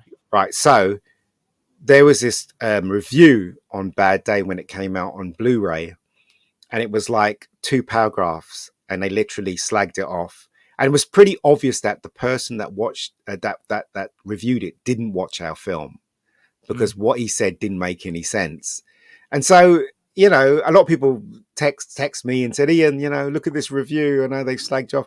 And I, quite frankly, I didn't care, because I knew that this person who wrote it didn't see the film, and he was just writing it. So that's what I'm saying. If it's obvious to you that somebody is literally just being mean, then Yeah, to actually wish them, something, and wish them ill health or whatever, or harm. be Yeah. Oh, or be upset. I've gotten Yeah, death threats as well, and or I'm be like, up. really? Yeah, but be upset. To be upset is basically, it's a waste of your time, because the person that wrote that thing, he doesn't care about me. He's not upset, so why should I be upset at what he wrote? So I've learned to not worry about things like that at all. In fact, I No. don't even review. I don't even look at reviews on. I've made some. But The last film I made was absolutely awful. So, what was so that there you one? go. Oh, some film I got hired. I got hired to direct a horror film in the beginning of this year. It was really awful. I saw the results, and it's the worst film that's ever made, in my Oh, opinion. don't And they say that. stuck my name on it. No, it is awful, because I didn't have control of the script. I didn't have a control of the edit. It's not even graded Oh, properly. Sound effects are missing. Do you know what I mean? And the people that made this film, they didn't care about the product. So it is the worst film that my name's been attached to. It's not my I film. saw one of the worst films based in Tasmania, and it's Yeah. called Tasmanian Devils, and it was a Mm. sci-fi movie, Yeah. like from Sci-Fi, the American channel, Yeah. Yeah. Yeah. and the accents are the worst accents I'm like, I don't even know what you were aiming for, but they're not Australian. Yeah. Yeah. Yeah. and like, it was awful. Mm. And I'm thinking, why would you spend money on this shit? And it's like you or me, Yeah. give us a couple of million and we'll make it like 10 times as much if you Mm. give us the right amount of money, and we'll make something entertaining. But they Yeah. don't want to do that. No, of course they don't. Of course they don't. You know, so I And you don't have know. all these people with vanity projects and all this stuff, and it's like, but that's just rough. As I said, if anyone's listening to this, and if you're creative, just make stuff for yourself, something that you Yeah. love doing, and you'll see the passion pour out of it, rather than trying to please people around you, rather than try and make something. That's why there are so many jaded writers out there, or so many jaded artists out there that's under the system, because they can't. First of all their time's devoted to pleasing their masters. Second of all, when it comes to doing their own thing, they don't have time to do it, because of life is is Mm. something that happens that you can't You got to make control. money somewhere, you know. Yeah, you have to find the balance between making money and also trying to do what you love. That's what Yeah, you have to try yeah. and find the I balance. mean, I've done stuff that doesn't interest me in the slightest. I've worked on things to do with cats, and Yeah, you know me, I'm a dog person. yeah. So it's just, yeah, it's just sometimes you've just got to do it, you know, But and you have to encourage yourself though, and also you have to something new. believe that what you're doing is good and artistic. You have to, even Mm, if it's just a half-assed thing that you do, right? There's value in it because you made it. Do you know what I mean? And that's what you should believe. And if you don't believe it, then I suggest that you force yourself to believe it, because it's the only way you're going to create is to believe in what you're doing. So yeah. you'd be surprised how many people I know that kind of gave up halfway, or from actors to writers to. Oh, well, I We're not. mean, I gave up for a long time too because I was just like, I want to do something a bit different, you know, and just to see if I still, you know, enjoy it later on. And of course I do, you know. The thing is, though, you can draw, right, and that's the thing Mm, with you, Matt. You can draw, but the thing is that you don't realize that you can create without needing money. You can create. no, You can do a comic oh, book. cost me You can it do. cost me a fortune to keep all the software and everything Well, up well, and well. running, you Okay, know, because okay. it's all subscription based now. Right. Okay. Well, that costs you money. But the thing is, though, to Yeah, create with these things, to make you can make a comic, you can make a book, you can, you know what I mean. There's you can do loads of stuff, So yeah. I don't know. See you Oh later, well, I mean, PJ. it's the same with you though, because I mean, Mm, you know, you can. Are you going to look at? I mean, you're doing Rebecca Gold #2. You know, yeah. that's you're planning to come. It's planning to come out next year or Well, 2024. no, it's probably going to be out towards the end of next year, because it's Okay. it's a huge task that I'm undertaking. Well, if you Um, want someone to mm, do the like if you want to do a like an intro or something like that, you know, like a what comic storyboards? booky type of, yeah, no, well, yeah, like a comic booky type of intro, you know, Well, like I could certainly. Thing is, though, so I'm going to put out. I've shot the prologue. I'm going to put the prologue out end of January, and then yeah, I'm going to do a Indiegogo campaign yeah. to try and raise a bit more money to make season 2. So I'll see how that goes. Is Mm. Keith in this one? Yeah, Keith's in this one. Is Still playing the playing that. same character? He's playing the same character. Yeah, he's playing the same character. The only person that's not playing the same character is that obviously the Is girl is Yeah. Rebecca. So we've You could got just a. have her regenerate. Just have her Well, regenerate. I don't need any reason for it to be different. People just have to accept that she I is don't think, is Rebecca. she blonde or is she black-headed? She's Brunette. the prologue. She's got brown hair, but in season 2, she dyes her hair blonde. Ah, Um, okay. so But that's a real the hair?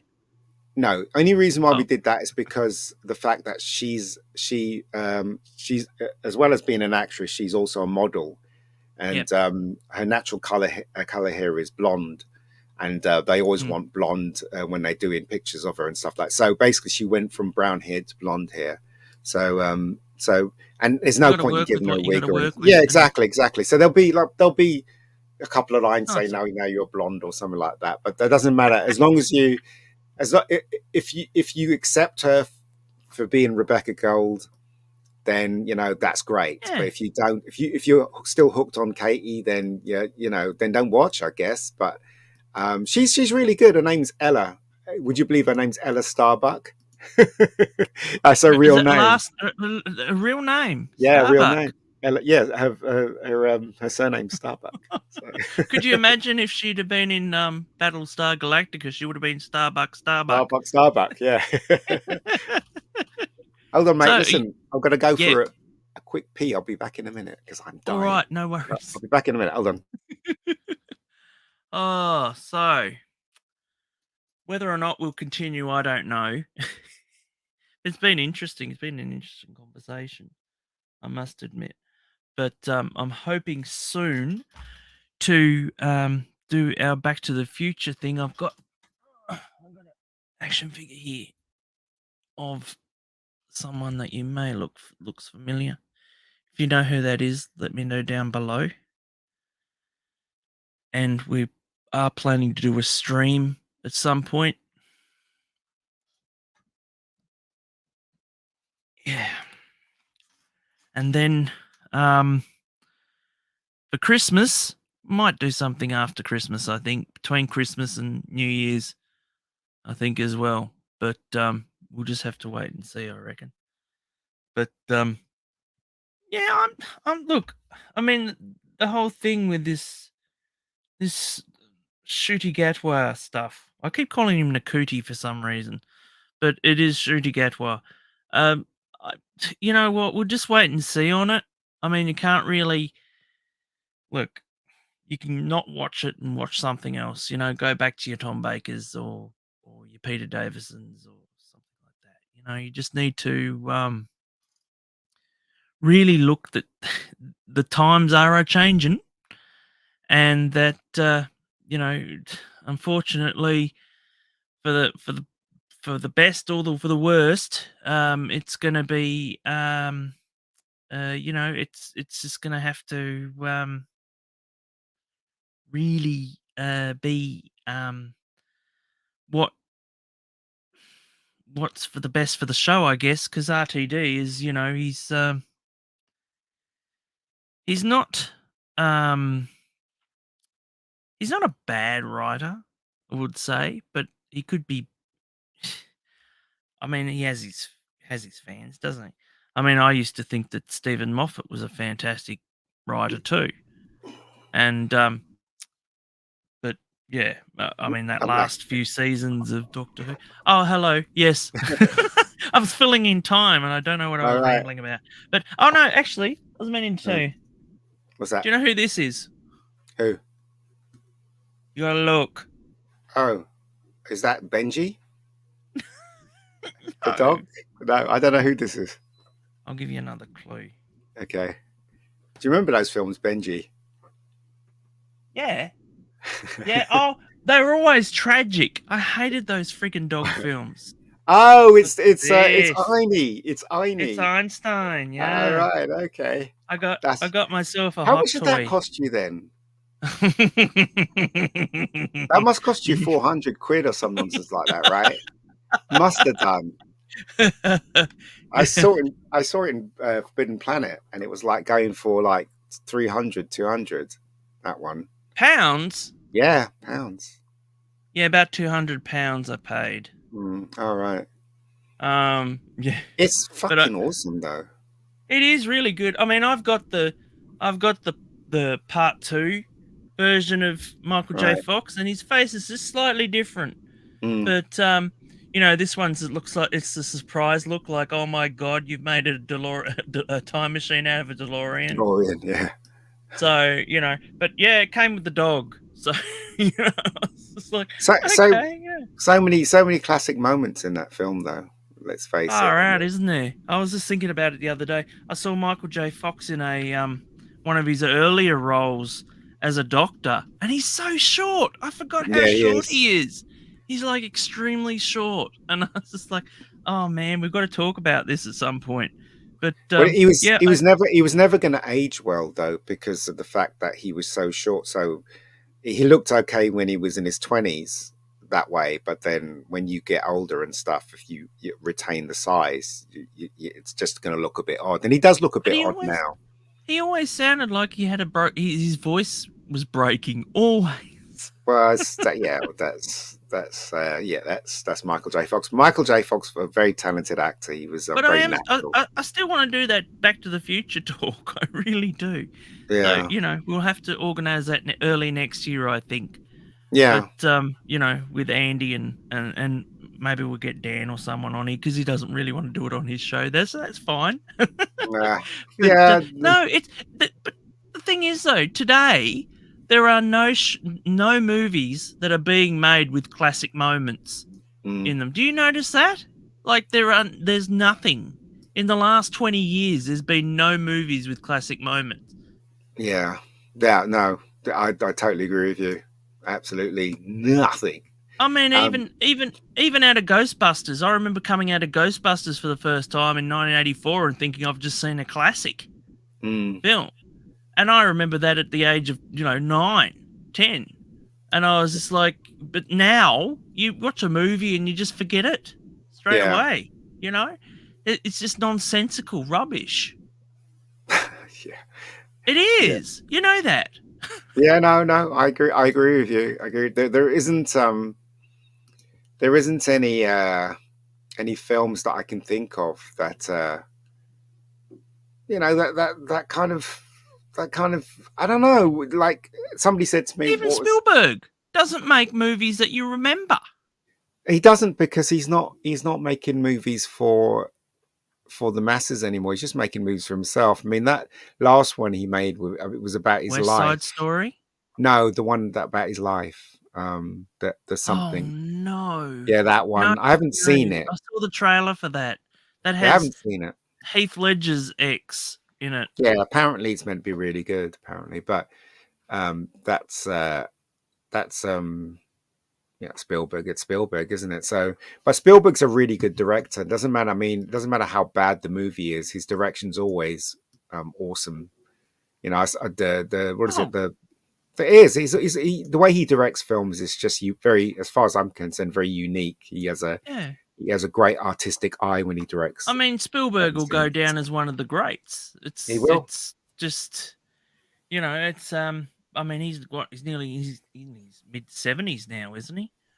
Yeah, yeah, he is. But well, Mm, I reckon he'd be in his late 70s, but he's always been a bit of a boogeyman in Hollywood as well.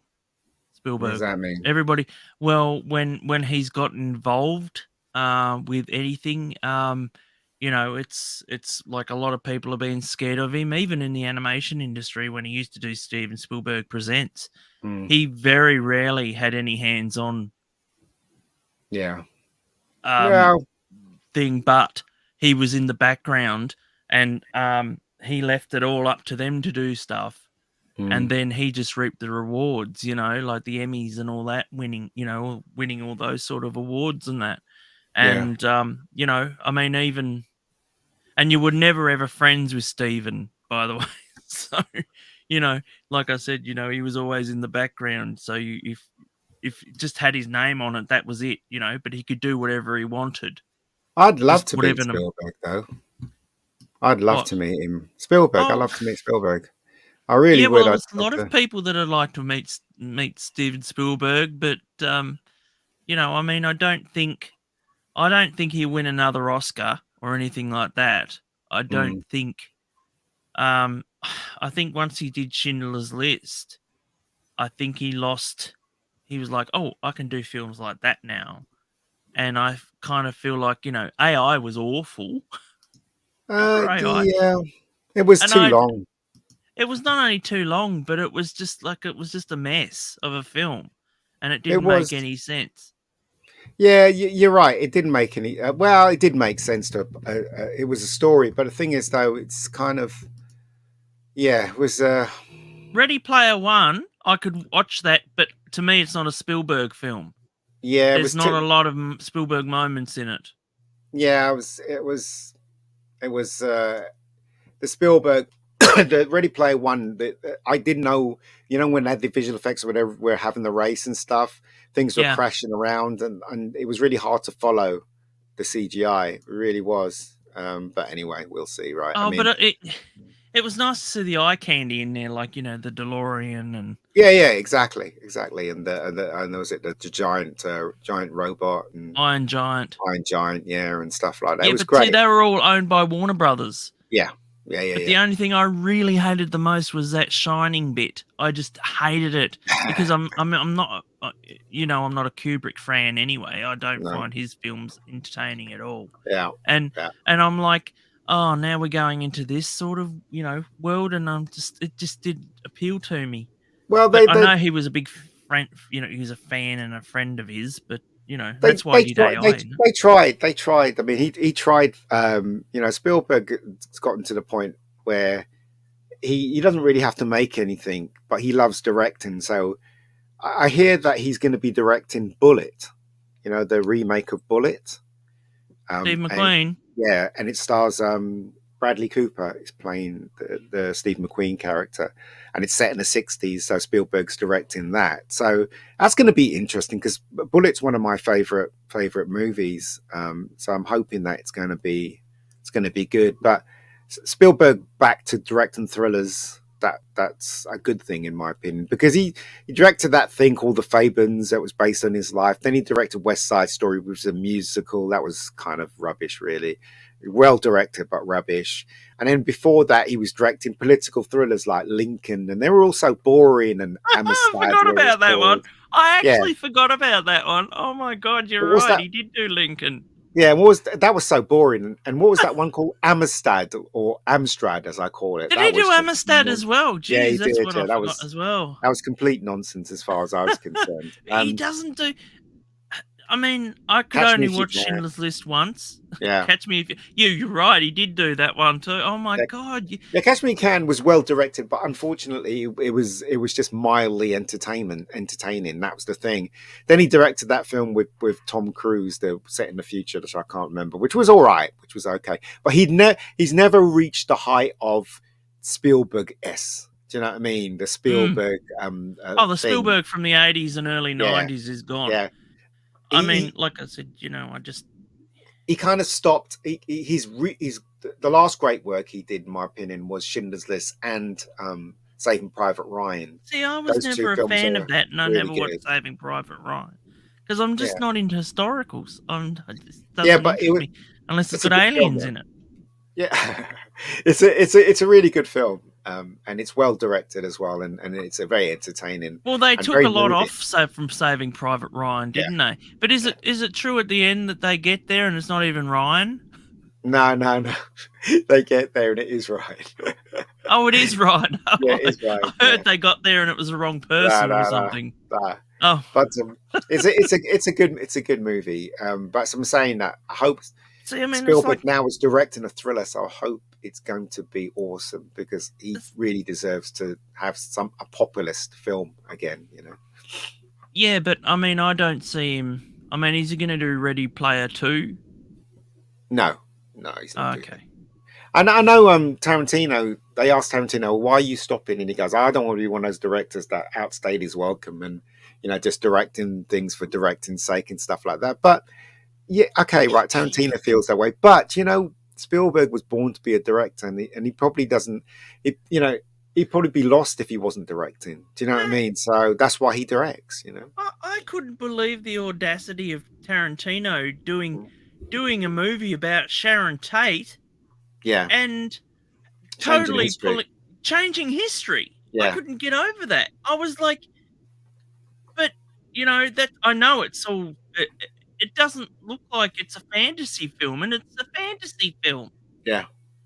And I just think, maybe they needed to advertise it as such. He also, as in Inglourious Bastards, he also changed the history of that as well, didn't he? He made they killed. That was it. They branded Hitler. They kidnapped Hitler. That's not what happened in the war. So he changed that as well. So he's the same with Django Unchained, as well. Yeah, so he changed. That was another race swap as well, wasn't it?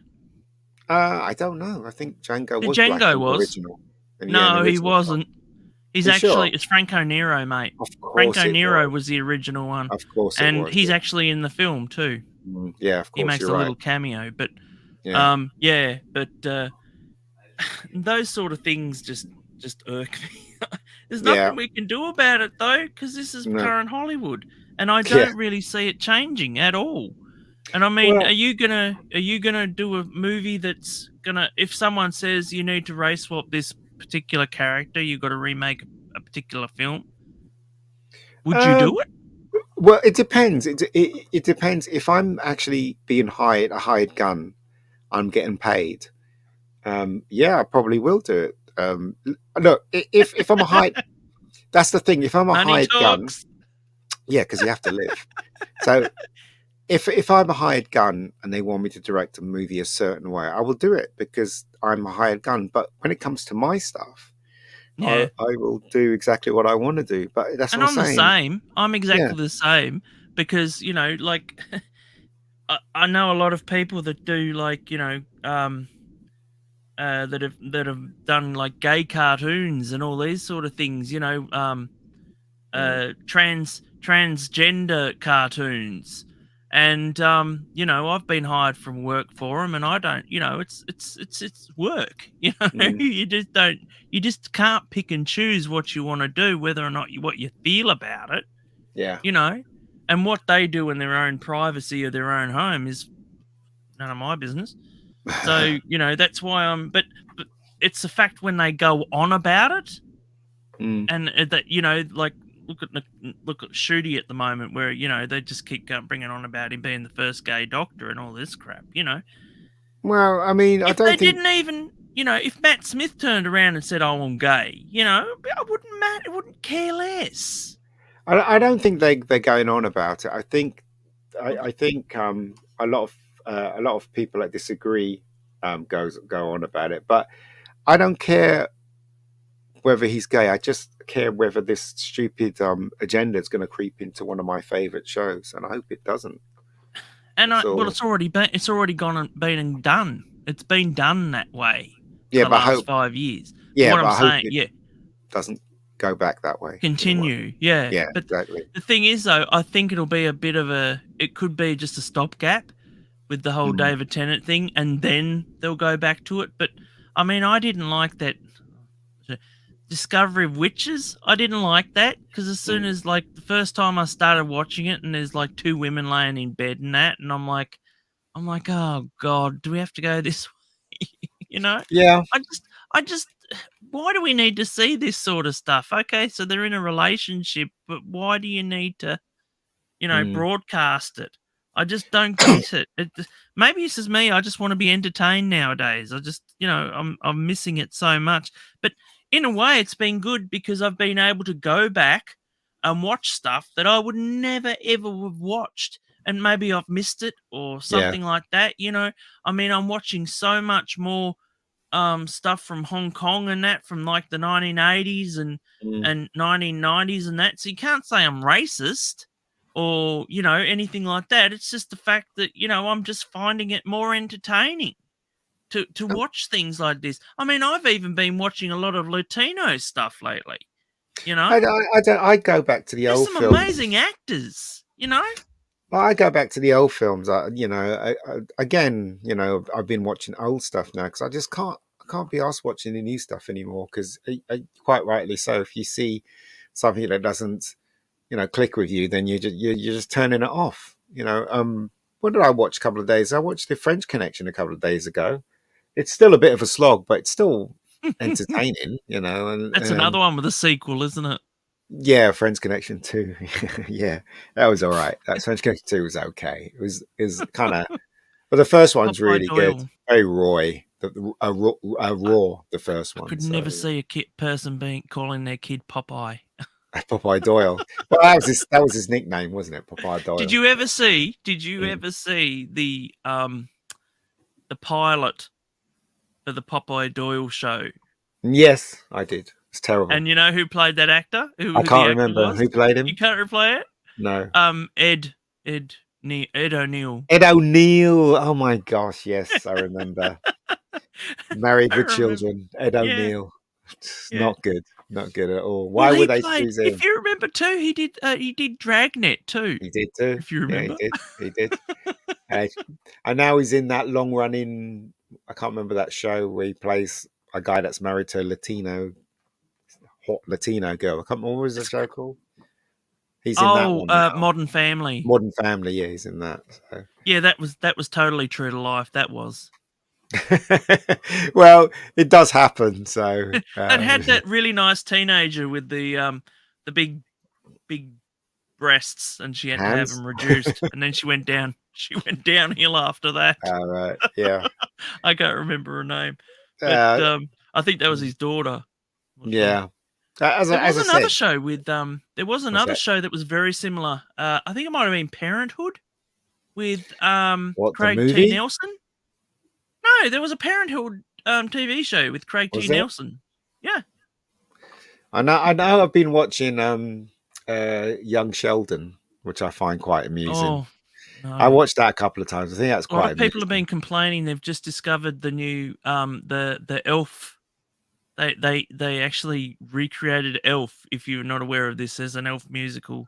Yeah, animated musical. Yeah, I know. Yeah, and I know that, with that Parsons bloke. Yeah, he does the voice. Everybody hates it. Everybody hates it because he's not Will Ferrell. That's the thing. He's not that. Have you seen the new show from Apple Plus? With Will Ferrell doing the Christmas Carol? No. Oh. Is it any good?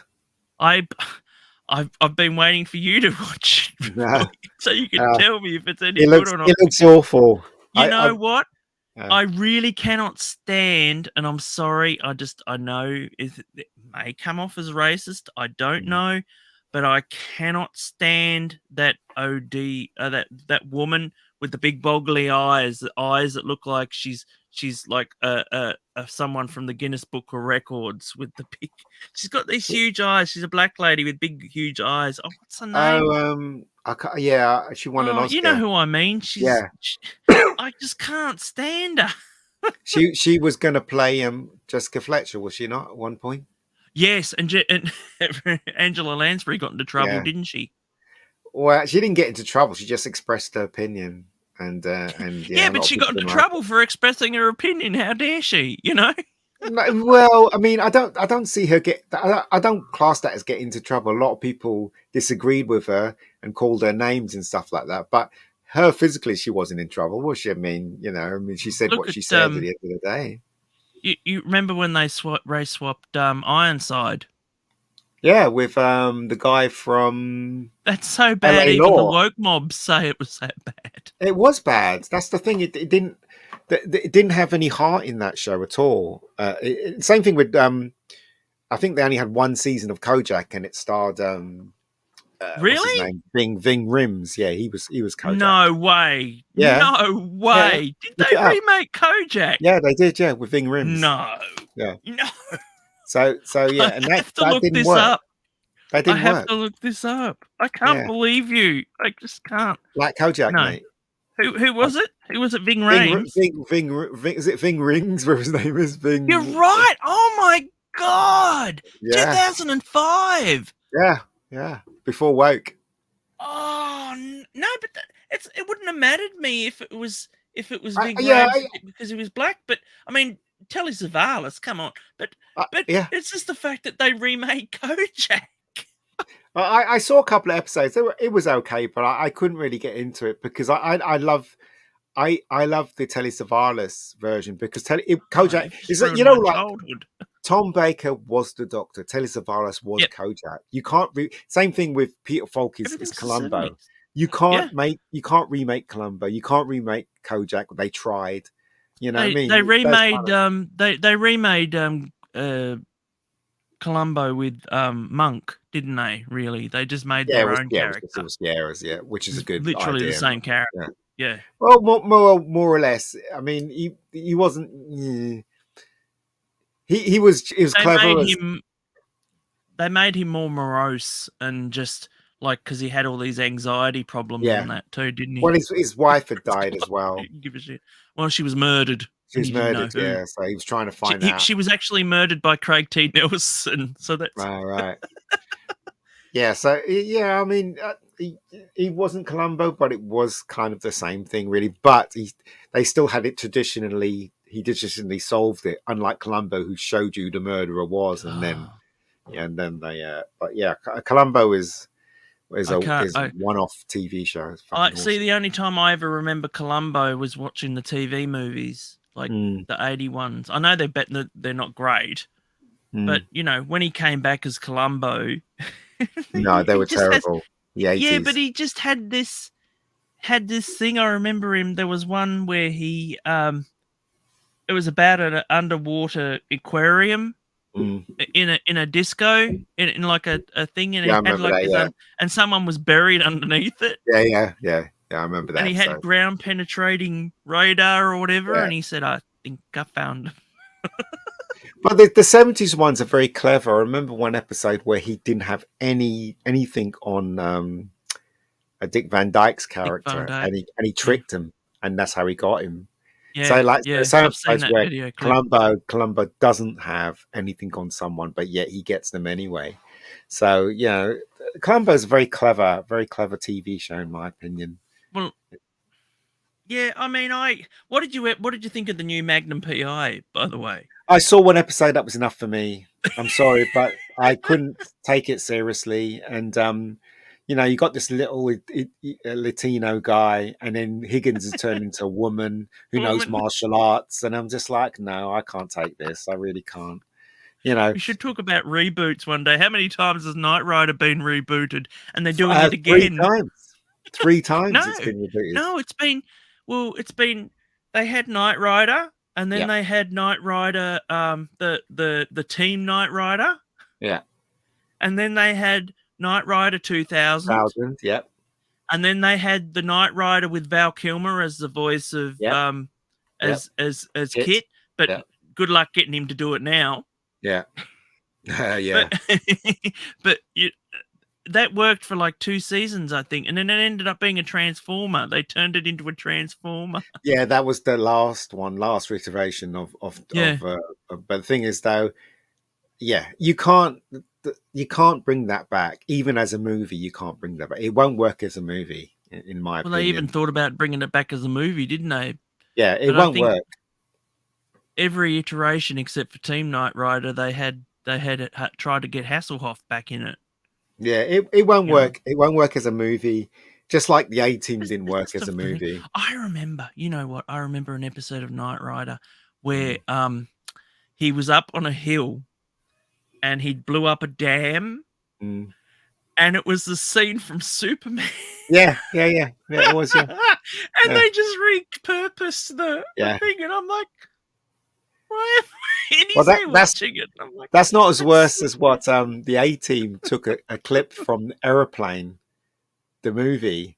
So there's a scene in it where Hannibal and was it Mr. T and the gang are in a cockpit of a plane and they had to land it. They land it, but the plane goes short and it smashes through an area. And they just took that clip from Aeroplane where the whole plane comes through the window and stuff like that. So yeah, so A-Team used to do it as well, basically. So well, it was all Universal stuff, yeah, it wasn't was. it? Yeah, it was. Yeah, it was. So, Universal used to do all their weird yeah. stuff. I mean, they even had that in joke with uh on the A-Team with Battlestar Galactica because Yeah. Face, Oh, he's yeah. like, oh, do you know Yeah. those guys? Yeah. Yeah. No. And there's like these Cylons just walking by, It is, A-Team is you can't make that into a movie because in those days it was all about the stunts and Mr. T. So those elements don't exist to the point that they existed in those It days. So you it didn't. can't really do it. I wasn't aware of it actually changing when it changed networks. Yeah. But the only way I could tell that it actually changed was when they got that special effects expert in, and he had that horrible ponytail. Oh, remember the yeah, A-Team? yeah. I And didn't like that. Yeah, I didn't watch them. what's his name? Vaughn. Robert Robert Vaughn Vaughn was the played boss. the Yeah, yeah. yeah. It didn't. They were trying to capture the audience back, but it didn't work because the A-Team had lost its flavor. I mean, it was the same thing every week, and people caught on. It was the same thing every week, so and Yeah, it it just lost its was. flavor. That's all. They didn't try to reinvent it. One of the shows that I thought was really good, and a lot of people disagree with me, is Fringe. Because Fringe, every Oh season they God, reinvented it. yes. They reinvented Yes. every season. It was really good, really You know what? clever as well. I was at Comic-Con the year that premiered, and I really Mm, kicked myself. I never actually got to see because they actually showed the pilot episode, and mm. I always kicked myself for not going to see it because I knew it was J.J. Abrams and Yeah, well, that was Lost before. was That big, was but before he became an idiot. But so so so Fringe started off as a rip-off of X-Files, right? yes, But yes, but of a broad cast, and yeah, then right, season two, right, took a different slant to it because they yeah, created a parallel universe, and then yes, season three was even more clever, where one of the main characters had disappeared from season two, and suddenly he reappears and nobody remembers him. yeah, So that was reinventing again. And I can't yeah. remember what they did with season four, but that's what I'm saying. It was a really good show that How many reinvented it had itself all the 5 time. seasons, I think it's didn't it? five. I think five. Because there Yeah, was one where they ended up going forward in time. That yeah, was the final yeah. season That where was they ended final up going season. forward in time, and they got rid of the whole interdimensional, Yeah, yeah, you know, yeah, timeline things yeah, altogether. That was gone. That was yeah, finished. yeah, And so they went because it had something to do with the Watchers, didn't it? The yeah. It bald did. men Yeah, that went around yeah, the things, yeah, and yeah, and then of course they ended up from being from the future. They yeah, weren't aliens at all, but yeah, no, I loved Fringe. I yeah. remember Fringe getting was that. good. It was one of the probably one of the last shows that I couldn't wait to watch, you know? I remember thinking that what's his name, Walter, the guy who played Oh, Walter, would make a really yeah. good Doctor Who. I thought to myself, He's Australian. he's Australian, yeah, yeah. Yeah, of course He he'd was make a in good doctor. he We was in need the an Australian boys. doctor. He was what? He was in the boys. He played Oh, what's was his he? name? He played his father. Played what's his name? It's Carl crazy, Urban's you know? father in it. It's Yeah. crazy, you know, because I saw him in he was in because he was Lord of the Rings, he was in Yes, that. he was that too. Yeah. And Yeah. I remember not long after him being in Lord of the Rings, Two Towers and that, he was Mm. suddenly in Home and Away. Yeah. And I'm Yeah. like, "You deserve so much better." But yeah, I And mean, it's work in it. It's work for him. You then know. he ended up going on to Fringe, you know, Yeah. so and then he Yeah. did all these amazing things. He played the Scarecrow, if you're not aware, too. Mm. And he's also like he played the Scarecrow in a video game, you know, the Batman Arkham Yeah. Yeah. series. Well, he ended up playing the Scarecrow in the last one. And Right. then he also played Brainiac as well, the voice of Brainiac. He's Um, a good actor. Is his name yeah, John Noble? Is it John Noble? John Noble, that's Yeah, the one. he's a good actor. Yeah, And and of also I course liked the blonde girl in it's also Australian. yeah, she's lovely. She's doing a few. Yeah, well, I can tell they're your type because she looks a lot like Ooh. what's her name? The one out of the one that you cast in Bad Day. Oh, which one? There's two girls Oh, in Bad the Day. blonde girl, the blonde one. They're both blonde. Oh, the one with the funny name. She used to be in that other show, The Walking Dead or whatever it was, Waking the Dead. Claire Goose. Claire Goose. All Yes, right. yes, she looks Okay. very much like Claire Goose. So I Oh, you used to always reckon? mix them two up together. Yeah, oh, hell yeah. Mm, Don't all blonde women look the same? no, not really. Yeah, she's lovely. I mean, you know, I remember listening to She her with does a a lot of Australian shows here now. Like, she's yeah. still pretty big, you know, but she's yeah, I mean, that's a proper actress though, you know, and It's at really least I didn't funny because a lot of Australians have become really huge in America, and now they've gone back to Australia. Like for instance, the one that was in Chuck, she's Australian, right? The Oh god, yes, yeah, Stravinsky, Yvonne, yeah, Yvonne Stravosky. She was in a lot of things though. She was in Mass Effect. She was in that video game Mass Effect, mm. which was huge, and that was before Chuck. And And she was also in 24, the last reiteration of 24 with Jack Bauer. So she was she in was that. in uh you've seen Chuck? You've seen all 5 seasons? I haven't seen all five. I've seen three Oh, seasons. Chuck, you need to. It's actually really good. it Like is good. and I ended up coming up late to that too. So Yeah. that was one of the ones that I actually used to binge watch quite a lot So she to was in catch up Chuck. She was on. also in Dexter. The last two Oh, seasons of see, Dexter, I she never was in. liked Dexter. I love I Dexter. just found it samey. I was just like, Well, if you watch season one, you will change your mind. No, I watched season 1. Season That was one's the one I amazing. found was the same. Oh, really? Well, I don't know. Yeah. Don't see how you could find it samey when it's really well written and It was surprising more of a all the way monster of through. the week sort of show, and I just didn't. Yeah, I don't know. I know I they don't think it start was. out He like was the that. monster. Yeah, He was well, the monster. So I remember people when I went to Comic Con and that, and people would be going around with Dexter shirts and that, and they'd have all blood prints, handprints yeah, all over them, and I'm like, yeah, I I wouldn't go love to Dexter. Comic Con Dexter with was that. great. Great TV. House was great TV as well. I loved See, House. another one that people were really huge into, and I never got Mm. into it was True Blood. No, I never got into True Blood. And I got given that was the year that it was supposed to come out. When I went to Comic Con, and it was like I got Mm. given a badge, and it was only about this big, right? This badge, and I had no idea what it was about, right? So anyway, I was just putting badges on that they handed out, and people were coming up to me and saying, "Excuse me, where did you get that badge from?"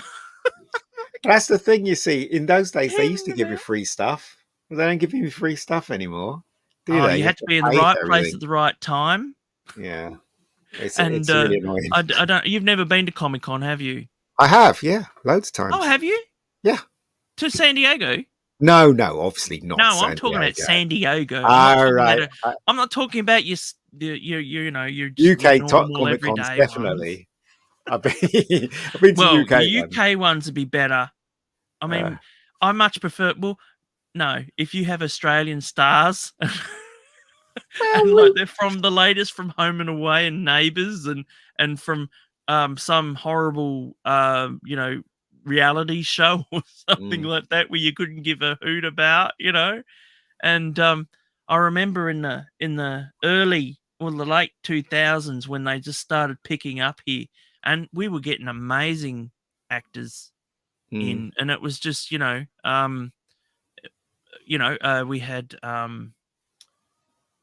what was his name?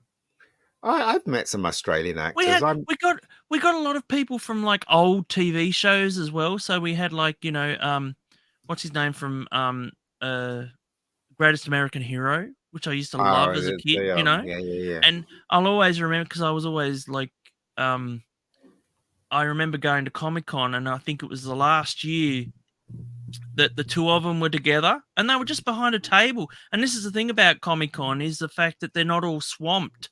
Mm, They're not, whereas where they're in other countries or whatever, they're going to get swamped.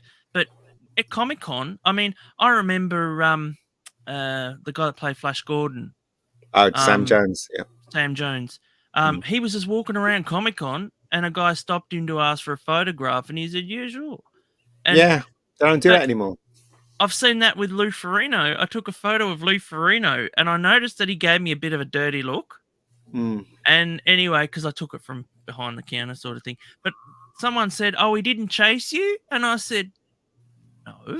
Chase you? Why would he chase you? Apparently someone took a photo of Lou Ferrigno when he wasn't looking, and he chased them because he wanted money for it. Oh dear, that So, doesn't. He can't be that petty, surely. yes, he is. You Google it. Lou Ferrigno chases fan because he didn't pay for his photo. Oh dear, that's not good. But That's the thing not good is, at though, all. if you see Lou Ferrigno back in the 80s or whatever, he used to wear green sandals. Yeah, he did. Yeah, yeah, he did. He did. Well, So I that's mean, he has to another thing protect his HD's feet, doesn't he? ruined. Yeah, he has to protect his feet, doesn't he? So Yeah, but you same thing can with have. same thing with Wonder Woman as well. Do you remember Wonder Woman when she used to jump and stuff? Suddenly her heels would disappear, and she was wearing flat boots. You know that kind of thing. So it was the same thing with her as well. I was So, watching this thing the other day with a woman called Kathy Lee Gifford. Not oh Kathy, yes, yes, I know the one. some Yeah, other one, and she's blonde in it. And I'm like, this yeah. is really, really bad. And she walks up like she's creeping, and like they're watching her with the gun, right? And Mm. she's creeping up, and then she disappears behind a thing, and they're in the window, these two guys, and then she comes up behind them and bangs their heads together. And I was just like, That's and they're like, oh. But that was the first iteration of Wonder Woman on TV, wasn't it? Oh, I'm so glad they didn't go with that. Yeah, and she had a 'Cause she had stick a and everything, sword. didn't she? A stick? Yeah, she had a stick that she used to hit people with, like Monkey. Oh, Yeah. So, and her costume was rubbish as well. Her Oh, that's what I'm costume. saying. It was a jumpsuit. Yeah, It's it was just rubbish. awful. But Yeah. that's the best thing about Wonder Woman was the fact that the first series they set in Nazi Yeah, they Germany. did. Yeah, they did. Yeah. No. And it was fantastic. I loved it. And then they had Wonder Girl in it, and they gave you everything that you wanted back in the 70s and 80s, you know? Well, It was like, I remember that in the pilot, she had a fight with is it Kathy Lee Gifford, whatever her name is? She was like a Playboy girl. yeah, no, From the she was an Playboy. Olympian, I Oh, was believe. she? So Yeah. they had a little scrap with her, and it was the first time I ever saw two women have a fight on screen Kathy as a Lee kid. Crosby, it That's was. it. Yeah, I can't remember the name is, but they had this really stupid fight where she She's a pushed her on a former chair and professional tennis player. really. Yes. I thought she was a Playboy girl. No, apparently she's No, you're she not right there. no, I am. I'm looking at Are her you on sure? Wikipedia, dude. Yeah, Crosby was a professional tennis player who played at Wimbledon twice, quitting the sport professionally sometime between 1967 and 1970. And apparently, she was in It Takes a Thief, and then What year was that? that was 1970, 1968. It Takes a 68? Thief. Yeah, It No, no, Takes no, a no, Thief. no. The actual Wonder Woman TV show when it first Oh, started, that was in 1974. 1974. That was before And Star then Wars. it was, and then Linda Carter took it over in 75. Oh, you're talking about the Kathy Lee one. But Yeah, the Kathy Lee one. what was the first episode? When was the first episode with Linda Carter in it? 19 what? 1975, 70. So I believe. well Hang before on. Star Wars, right? Well Oh before God, Star yeah, Wars. yeah, 1975 to 1979. Because again, it switched networks, didn't it? And they Yes, went it did. future. Yeah. So they basically had who played Steve Trevor.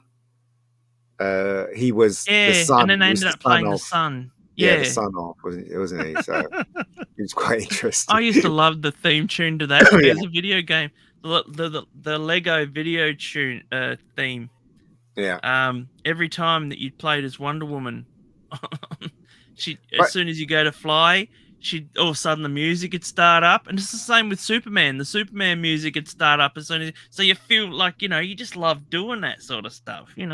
I heard that she did a stunt and they were really angry with her. So I don't know if you remember. Because a So in boob fell out.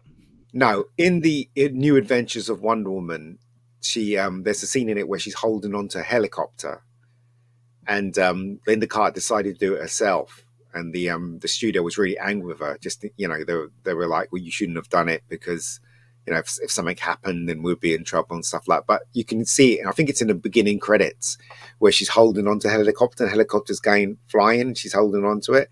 That's literally that is her doing that stunt. So that's You've done great. Universal Studios in Yeah. Hollywood, haven't you? Yeah, I did it a long You time see ago. that there's that bridge, Yes. the Yes. collapsible bridge. Yeah. And she's done a collapsible bridge, the same thing as Steve Rogers. Or not Steve Rogers, the $6 Million Man. But right, this one thing I want answered from the TV show, which nobody seems to tell me, and there's no documented stuff on it. Do you remember when one woman used to pick up a guy that's unconscious and walk with him? Well, Do you remember in the dummy. show? I still to this day, I still don't know how they did that. Linda Carter can't pick up anyone like that. I just don't understand how they did it. They probably had a man do it. Was it from the back? No. It was physical. You can tell it was physical. It wasn't an effect physical. at all. Yeah, so I Now don't know we're if they had a talking. tray on his ass where she was like moving around with him or anything like that. But I don't know. But it was very well done. No strings. Very well done. I don't know how they did it. There was weird ones when she used to transform her uniform, and like all of a sudden she'd be wearing roller skates or a diving costume or something. That was so when they made the first season, it was set in World War II, and the costume was covered up quite a lot because I think she was only like 18 when she first did it. I think Linda Carter or something like that. I don't How think old she was was she? 18. I've got She's very her on young. here now. Let me have a look. How old was she? Doesn't say how old she was. Linda Carter. It doesn't say. I'm gonna have a look. When she did season 1. Let's see. Well, she's born in 1951, so she would have been about 24 when That's quite she young. started being, because 1975. So she would have been about 24 when she started doing Wonder Woman.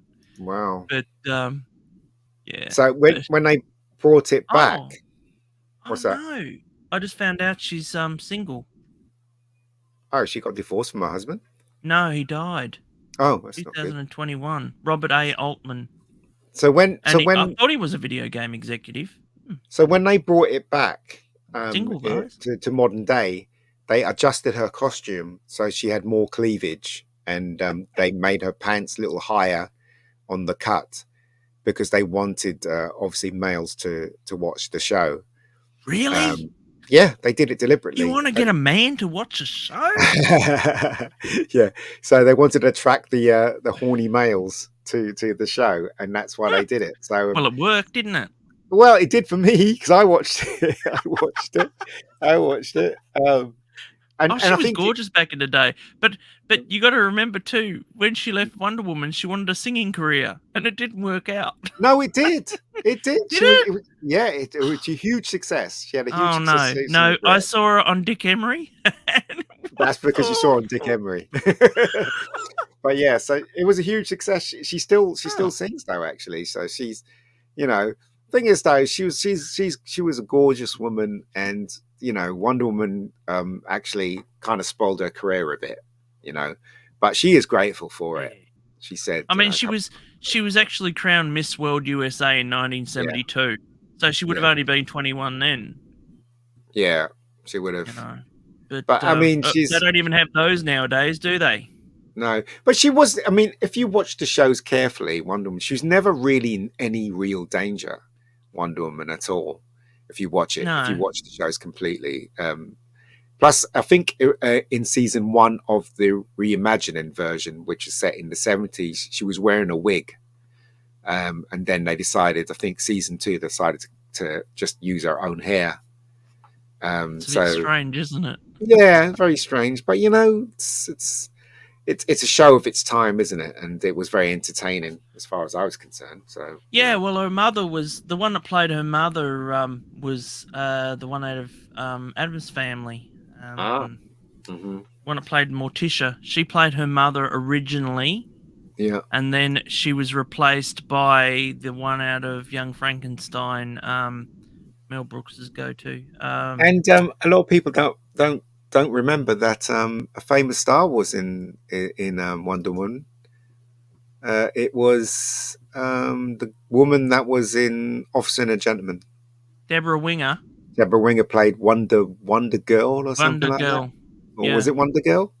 Yeah, she was sort of lacking in the chest department, but yeah.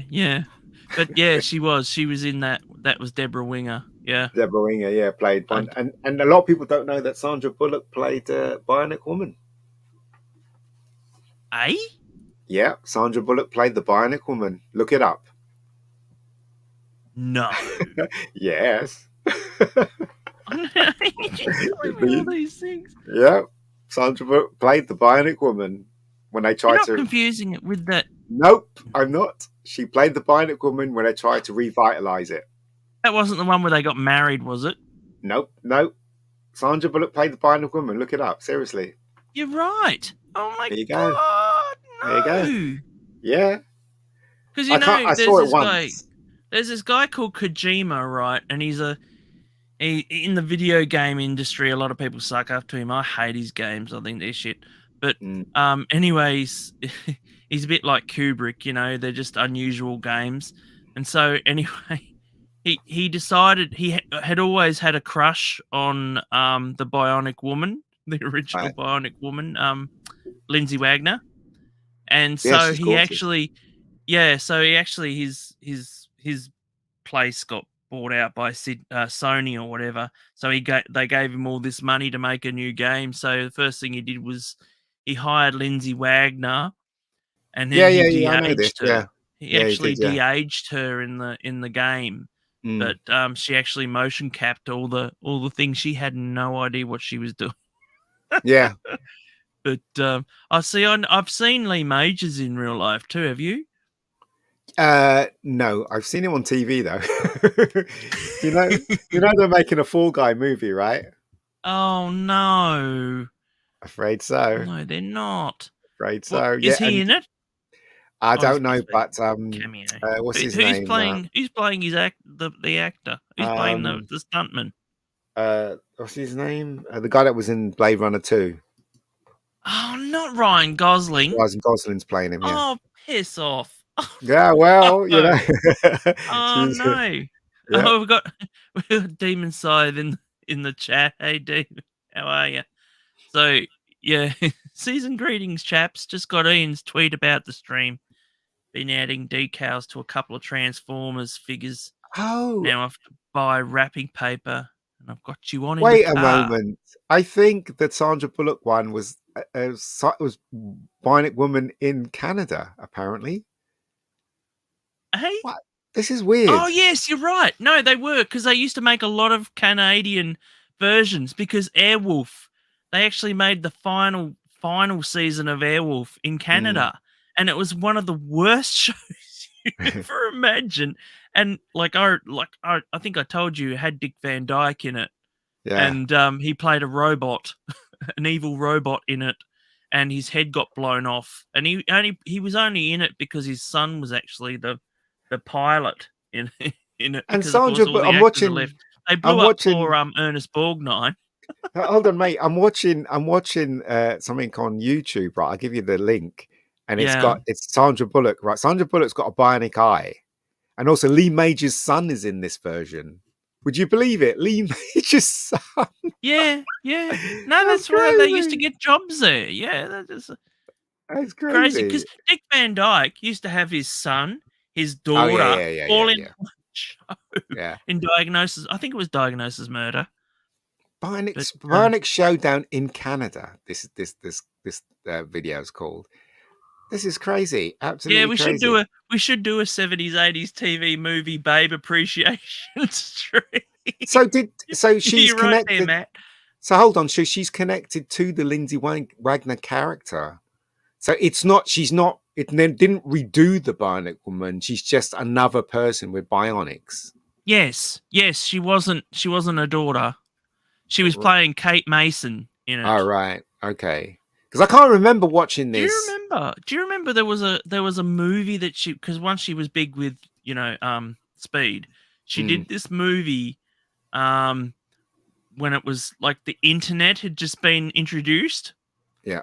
And people were saying that you could lose Yeah, it's called your The Net. yeah, that's it. Yeah. Of course. And then she lost her identity. Yes. And she was on the run. Oh, is that one with Gene Hackman? Did that have Gene Hackman? No, that's the one. That Gene Hackman one is the one with Will Smith. But Who this was the one, villain in that? Because there was a I villain can't remember. in it. 1995, I remember that. Yeah, this one's it's on Netflix. The Net it's called. If you want to watch it, it's on Netflix. So it's, there is nobody famous else that's in it that I have heard of. That was in that movie, The Net. There's just no one. God, Sandra Bullock was so cute when she was young. Oh, well, wasn't she's she? still cute now, but she's so cute. She's not. She's not. Oh, she still looks good. No, she's not. She's all wrinkly. No, she's not. She is. Not. She's all wrinkly. She's no, like she's 60 now. not. She's not. She's 60. I saw her in a film recently, the one with Channing Tatum, where his name is, and she looked all right. She looked fine, and that was only shot. Was it last year, 2 years ago, or a year or so ago? She looked great. Oh, she's your age, 1964. There you go. See, me and her could get married now. Well, I think she still wants kids, doesn't she? I can give her some of that. I'll give her some kids. You don't want children. You don't want children. Nah. You're happy with your own nephews and nieces. I'm gonna watch this. This is like the Bionic Showdown. It's called. It's gonna be. You know what? Awesome. I do remember the original $6 Million Man watching it, but I don't actually like. I don't actually remember any of the movies that was in it. They basically they were trying to bring back the $6 million man, wasn't they? And they didn't know what to do, so they brought back when they got married. The Bionic Woman and Steve Austin got married, didn't they? And they didn't know what to do because that was really a big success. So they created that Sandra Bullock character, and then that's when it died on a hill, isn't it? so there you go. Yeah. It Well, just died. if you remember, they tried to return. They had Get Smart again. If you remember. Oh yes, yeah, I remember. Yeah, definitely. And that was what's his name? Dick. What was his Dick? Didn't they not make a film of that? What was the name of that guy? He's a drug dealer now. I can't remember his name. That one. Something Dick. Oh yes. Oh, don't start this. This is like he was in Get Smart again. But then they make a movie of that, Get Smart, with what's his name? The guy that was in the American Office. They made two. Oh, two? God. No, they did make two. Yes. Oh, really? They did. They had a direct to DVD because they had, you know how you're talking about the Steve Carell. Yeah, that's the version. one, Steve. Yeah. Yeah. Well, there was these little characters, side characters, and Hermie. Okay, you had Hermie. You know the guy that was the robot. Yeah. And they actually did a spin-off DVD. I cannot remember the name of it. Just give me a second, and I'll get the name of it. But they were hoping for a franchise to make the franchise, and it had what's his name in it? Hang on, let me just get these. Minute. Get Smart. Good God. No, this is I totally forgot that Bill Murray was in that. As what, the movie 13. Get Smart? Yeah, he was in the movie Get Smart. He played the tree. I think he played a tree, wasn't it? Wouldn't be surprised. Sounds like him. Sounds like yeah, Murray. Patrick Warburton. That's it. Yeah, right. Patrick Warburton was in the movie as Jaime, as Jaime, and Masioka, who was huge in Heroes at the time. He played Bruce, and then he was in something else that was what was the name of it? Hang on, let me have a look. Because What's her name's in it as well? What's her name? Anne Hathaway. Anne Hathaway looks hot in Get Smart, the movie. Called Anne Hathaway. Yeah, Anne Hathaway. She was. She was 99, wasn't she? Yeah, 99. She looked really hot in the film. Really hot. Oh, he was in. Here we go. Here's films. Yes, Get Smart's Bruce and Lloyd Out of Control. Direct to video it was. Oh, right. Yeah. Didn't you see? Didn't know that. You knew something. Yeah, there was a spin-off, and it was so bad. No one watched it, and they didn't end up watching the. I don't know. I think a Get Smart movie would have worked better in the set in the 60s. Yeah, they didn't. They brought it up to because they took the piss out of the whole phone in the shoe, and that was the best bits. You know, the movie, the way Steve portrayed the character was kind of more serious than. Yes. The TV series was more slapstick, wasn't it? But the thing was, though, that's what I liked about Maxwell Smart was the fact that when it came down to it, he was actually he could actually get out of things. Like he was smart enough to get out of things. Yeah. And you know, when it came down to it, he could you know have a shootout and everything like that. Yeah. It was only really with when he was dealing with the chief and that he was a bit of a buffoon. Yeah. Yeah. Other than that, you know, but I used to love. I've got the Get Smart all the books. Also, it's got The Rock in it as well with hair on his head. Yeah, well, he played the villain. Yeah, he did. Yeah, he did play the villain. Yeah, but he was playing a hero in that, and then he was like supposed to be turncoat in it. That was what? No, he basically was a. He was a chaos agent, wasn't it? Yeah, it was a misdirection. He was a chaos agent. Yeah, he was. and I remember where they landed. They actually landed a plane on this street in LA. Yeah, I remember that. Yeah, and I actually went to the place where they actually landed right outside because it's the Walt Disney. It's a Walt Disney like an opera house. Yeah. And I believe that's also where they had Iron Man as well. They actually, the scene where in Iron Man where he gets out of the car and there's Stan Lee and everything, and Yeah. that's the same place. So yeah, they were Yeah. using that a lot back in the early 2000s. Get Smart was wasn't it created by Mel Brooks? It was, and what's the name? The other guy. He did another show which would Yeah, I know the surprise one you you. mean. He was in Uh, Heaven Can Wait. Buck, someone? Buck? Is it Buck? Buck Henry? Buck Henry. Was it Buck Henry and Mel Brooks created Get Smart? I can't remember. Yeah, because Buck Henry did this thing called what was it? He did this show, and it was back in the day of the Batman TV series, Mm. and he actually had the guy who was the voice of Kit, right? Oh yeah. And I'm trying to find the name of it because it's a really weird oddity. I don't know if you've ever seen it, right? But I'm gonna see.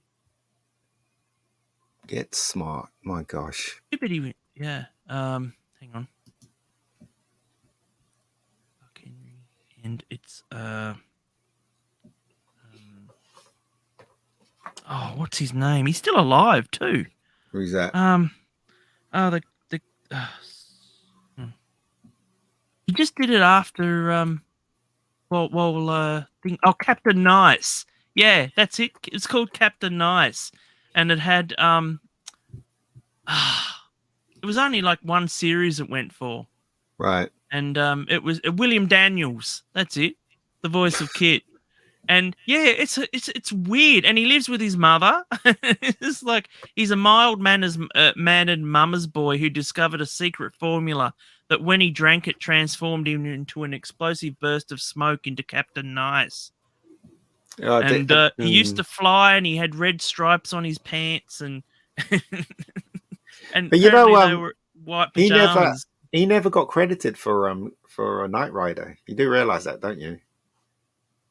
No, he never got credited. Nope, never got credited. Wasn't it the same with Bruce Forsyth though when he was in Charlie's Angels? No, he got credited definitely. Okay. I was just watching him in Scrooge the other day. It's so funny.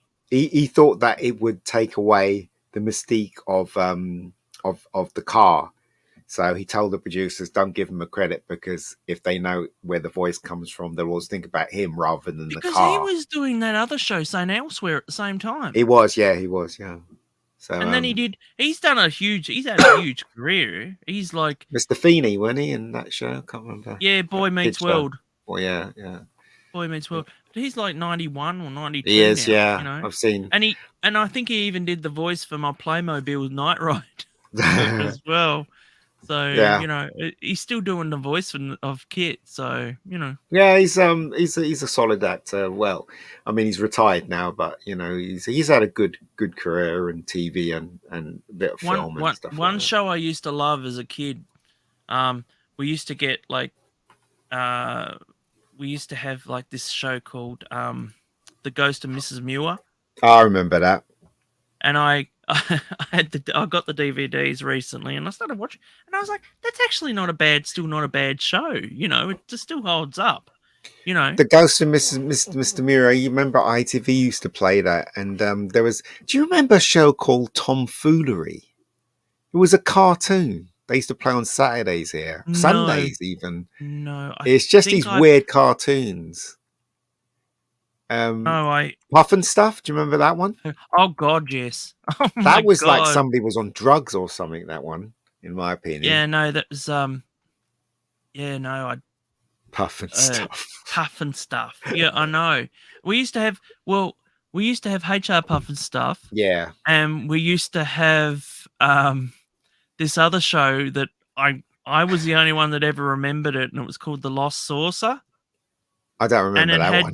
It had Jim Neighbours, right, and Ruth Buzzy, right, in a flying saucer, and they played robots, right, and they had a pet dog, but it wasn't a dog; it had a horse's head on it.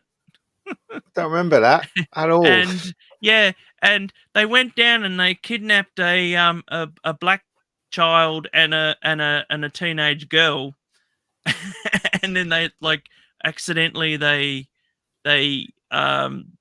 hit some control on the sorcerer and got lost in space, sort of thing. So they were always landing on different planets and that, and like no one ever remembers it. Don't remember that one. Weird. Yeah, that was a Sid and Marty Krofft another show that they made. They made a few of those, but I remember that. And I remember Far Out Space Nuts as well, if you've ever seen that one. Don't remember that one either. Is that Hey, Australian? Brian. Is that an We're Australian just talking thing? to chewing the fat. Oh, look at this. He's got Matt's coming up with all these things like, I'd like to see other Australian adaptations too. How about Air Dingo, Street Galah, Red Batman, Yowie and the Hendersons, and Sheila Lassie? Oh dear. I mention that because I was talking to my mum today about a galah, and I was saying, oh, you know, all these galahs are coming into our water. We've got like a water fountain thing. Because I'm rich. I'm super rich. And anyway, so we've got this water fountain, right? And anyway, next minute, a fucking galah comes flying into my window. Oh, really? Yeah, and whacks straight into my window. And then hightails it back around again. And I was like, you stupid galah. And I was like, no wonder they call you galahs, because you're fucking galah. I don't know if you've heard of that term before. Nope. Have you heard it? Well, that's what we call stupid people. They say, oh, you're a galah. So hold on. So is Home and Away still going in Australia? Yeah. I know what's the name? Neighbours is finished, but Home and Away still going? Oh no, Neighbours is coming back. Is Amazon it? Prime. Yeah, didn't you? Where have you I been? did not know that. Know that. Neighbours got picked up by Amazon. Wow. So those actors are still employed. Yep. All of them. Wow. So that, and I'll tell you one person who is not happy about Who's that? That was what's his name? The famous actor now. He's a famous actor and Which he showed up one? in the last Neighbours. Oh, Hugh Jackman. No, Mel Gibson. The one in Alien. He was in Aliens. In the Prometheus. He was in Prometheus? Yes. Oh, don't start this. He was in Prometheus. Don't know that one. No. Oh, he played an old man in it. What's his Guy name? Pearce. Yeah, Guy Pearce, of course. Yeah. Of course. Well, Guy Pearce, he went and turned around and did. Yeah, that's it. Thank you, Brian. So yeah, and he ended up being in it, and then now they've turned around and said, "Oh, we're going to continue with it." So he's like, well, "What was the point?" Yeah, I know. Wouldn't have done it otherwise, you know. And that's true. If you're going to finish a show, bloody finish it. Look at Futurama. I used to love Futurama. I didn't like the newer version that they did. I liked the TV movies, but that was it. And then they did this other series, and they got really, really woke. Like they had gender bender, and all this weird shit in it. You didn't know this? They put Bender in a dress, and they called him Gender Bender. And no, yeah, don't want to see that. And he decided he was going to be a female. Don't want to see that. So, yeah, and so, but they're bringing it back again. They're bringing Futurama back again, and they've had so many endings where it's like, and like they finished with the most beautiful ending in the first lot, and then now they've done another beautiful ending at the second lot. Now they're going to have to do a whole new. I know, it's just crazy, and that's bloody Disney. No, that's Disney. That is. It's money, isn't it? It's money, and it's it's all that crap. So the thing is, though, Futurama was never huge. It was never It was never ever super popular, because otherwise they wouldn't have cancelled it after the. They did have it. Season. It does have its fans, though. Oh God, does. Yes. I mean, like me. I mean, I loved that. I loved that first series. But, Futurama was quite good. Yeah. I found. I find it quite funny in places. Not Brian Young's just said poor Guy Pearce's character got back with playing Jane Superbrain. Brain, yeah. I've been in the Neighbours. They actually, the what was that? The Ramsays. Yeah. Well, they used to have a famous Ramsay kitchen, right? Well, the Ramsay kitchen, when they decided to replace it or whatever, to renovate, they actually took the whole set and they took it to the Melbourne Museum. So Ah, they've got the entire So they've actually got the entire set that you can actually walk in, and just and we had me and my friend were just mucking around so much in there because but there's all these autographs and everything on the actual thing. You can just muck around in. didn't Plain Jane Jane, didn't she looked a bit rubbish, and she looked really kind of haggard, Old, old. Sorry, I dude. didn't want to use They're that all word. old. But she didn't age well. I mean, Even Piers. Kylie's old. Come Yeah, on, come but on. she's aged well, Kylie, hasn't she? But the brain girl doesn't really, has she? Let's face it, she doesn't really age well at all, has she? So, Yeah, but one of mm, Matt's just said here, I think that Futurama, they were taking the piss out of wokeness, though. It was years before 2016. Yeah, they did. They did this one episode where they were taking the Mickey out of the iPhone, and they literally had a phone in your eye, yeah, and how yeah, popular it was. And that's where the "Take My Money" comes from. If you've ever seen that GIF, there's a famous "Take My yeah. Money." That's where that comes from. But Plain Jane. yeah, no, Plain Jane. Who played Plain Jane? I can't remember She her was name. really good looking when she was young. I Yeah, can't but remember who played her. I'm just looking. We've actually got a place out here called Plain Jane. There we go. Annie Oh, here we go. Jones. Annie Yeah, Jones. yeah, Annie Jones. And yes, you're right. Oh my God, don't look at her in high definition. That's for sure. No, I mean she was really quite a nice, Anyway, pretty I little girl watched. when she was younger. I I mean watched the she's making of no, like something from the 80s when it was really huge in the UK. yeah. And you used to have this show. I think it was like that one that Chibnall was on, that famous one. But anyway, they were talking to the cast. They were doing a live feed to Australia, and they were all these women were just going mental for all these these actors back in the 80s or whatever. And it Mm. was set it was in the 80s that they were doing a live show. And I was really I never knew how huge it was in the UK Yeah, it was huge. I mean going when back then, because it was huge here. But I'm just saying though, because when people say, oh, it's popular in the UK or whatever like that, you don't expect it to be that popular. well In what happened was they screened it at lunchtime, and then kids from school used to come home at lunchtime and watch it. And then I think someone's daughter that was linked with the BBC complained to her dad or something like that, that they should show it when they come back from school, and they did. And then that's how it became popular. Apparently, it became huge when they started showing it at I think it was 5 in the afternoon. So they showed it at lunchtime, then they repeated it 5 in the afternoon, so that kids could watch it, and it just we got used to have bigger and bigger. we used to get like a lot of UK shows here, and like one of them was a lot of like weird UK Mm, comedy shows for kids, and we had one here called Your Mother Wouldn't Like It. don't know that And one. that one, I think that was the one that actually had it had it had this thing called like Royal High in it. And Don't know that one. yeah, no, it had this thing in it called like, it was like a let me think. And it had like the Royals, but they were kids in school. No, really? No, Yes, never yes. heard of that one. I'm being Matt. You'd know this, wouldn't you? I can't remember the name of it, but it's like there was The one called Royals. Round the Bend, and that was set in the sewer, and they had a like an alligator in the sewer, and it was, there's some weird stuff that England used to have, and then they actually span off that royal show. Oh, yeah. I'm gonna find it. I'm gonna find it. Good luck with that one. No, it's true. It was set in the 80s, and it was like Grange Hill, but it was with royals. Mm. Hang on, let me look. Here we go. Yep, it's the one. Your Mother Wouldn't Like It. Yep. So I've never heard of it.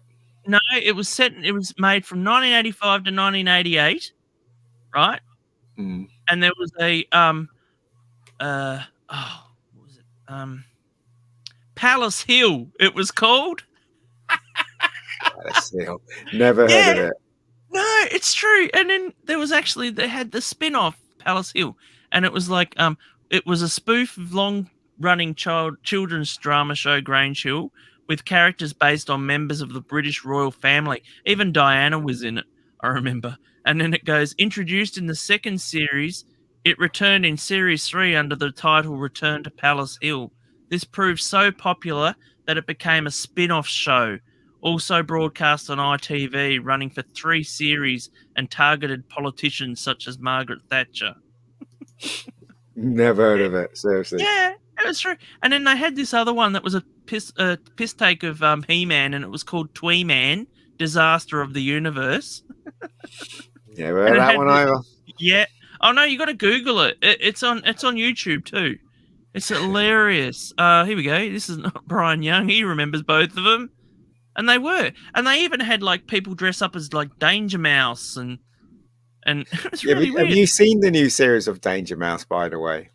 Oh god, no, not that one that was like they really woked it up, didn't they? Yeah, I watched a couple episodes and I hated what they did to Count Dracula. It's on Netflix. I don't know about Count Dracula, but I watched the original Danger Mouse. He just went back to being a villain, and it didn't make any sense. But he was a vegetarian villain, and it was just it just didn't make any sense. So yeah, no, I didn't like it. And they got those. They could have got the original voice actors. They could have got David Jason at least. Yeah, they didn't even do that. Scott's dead though.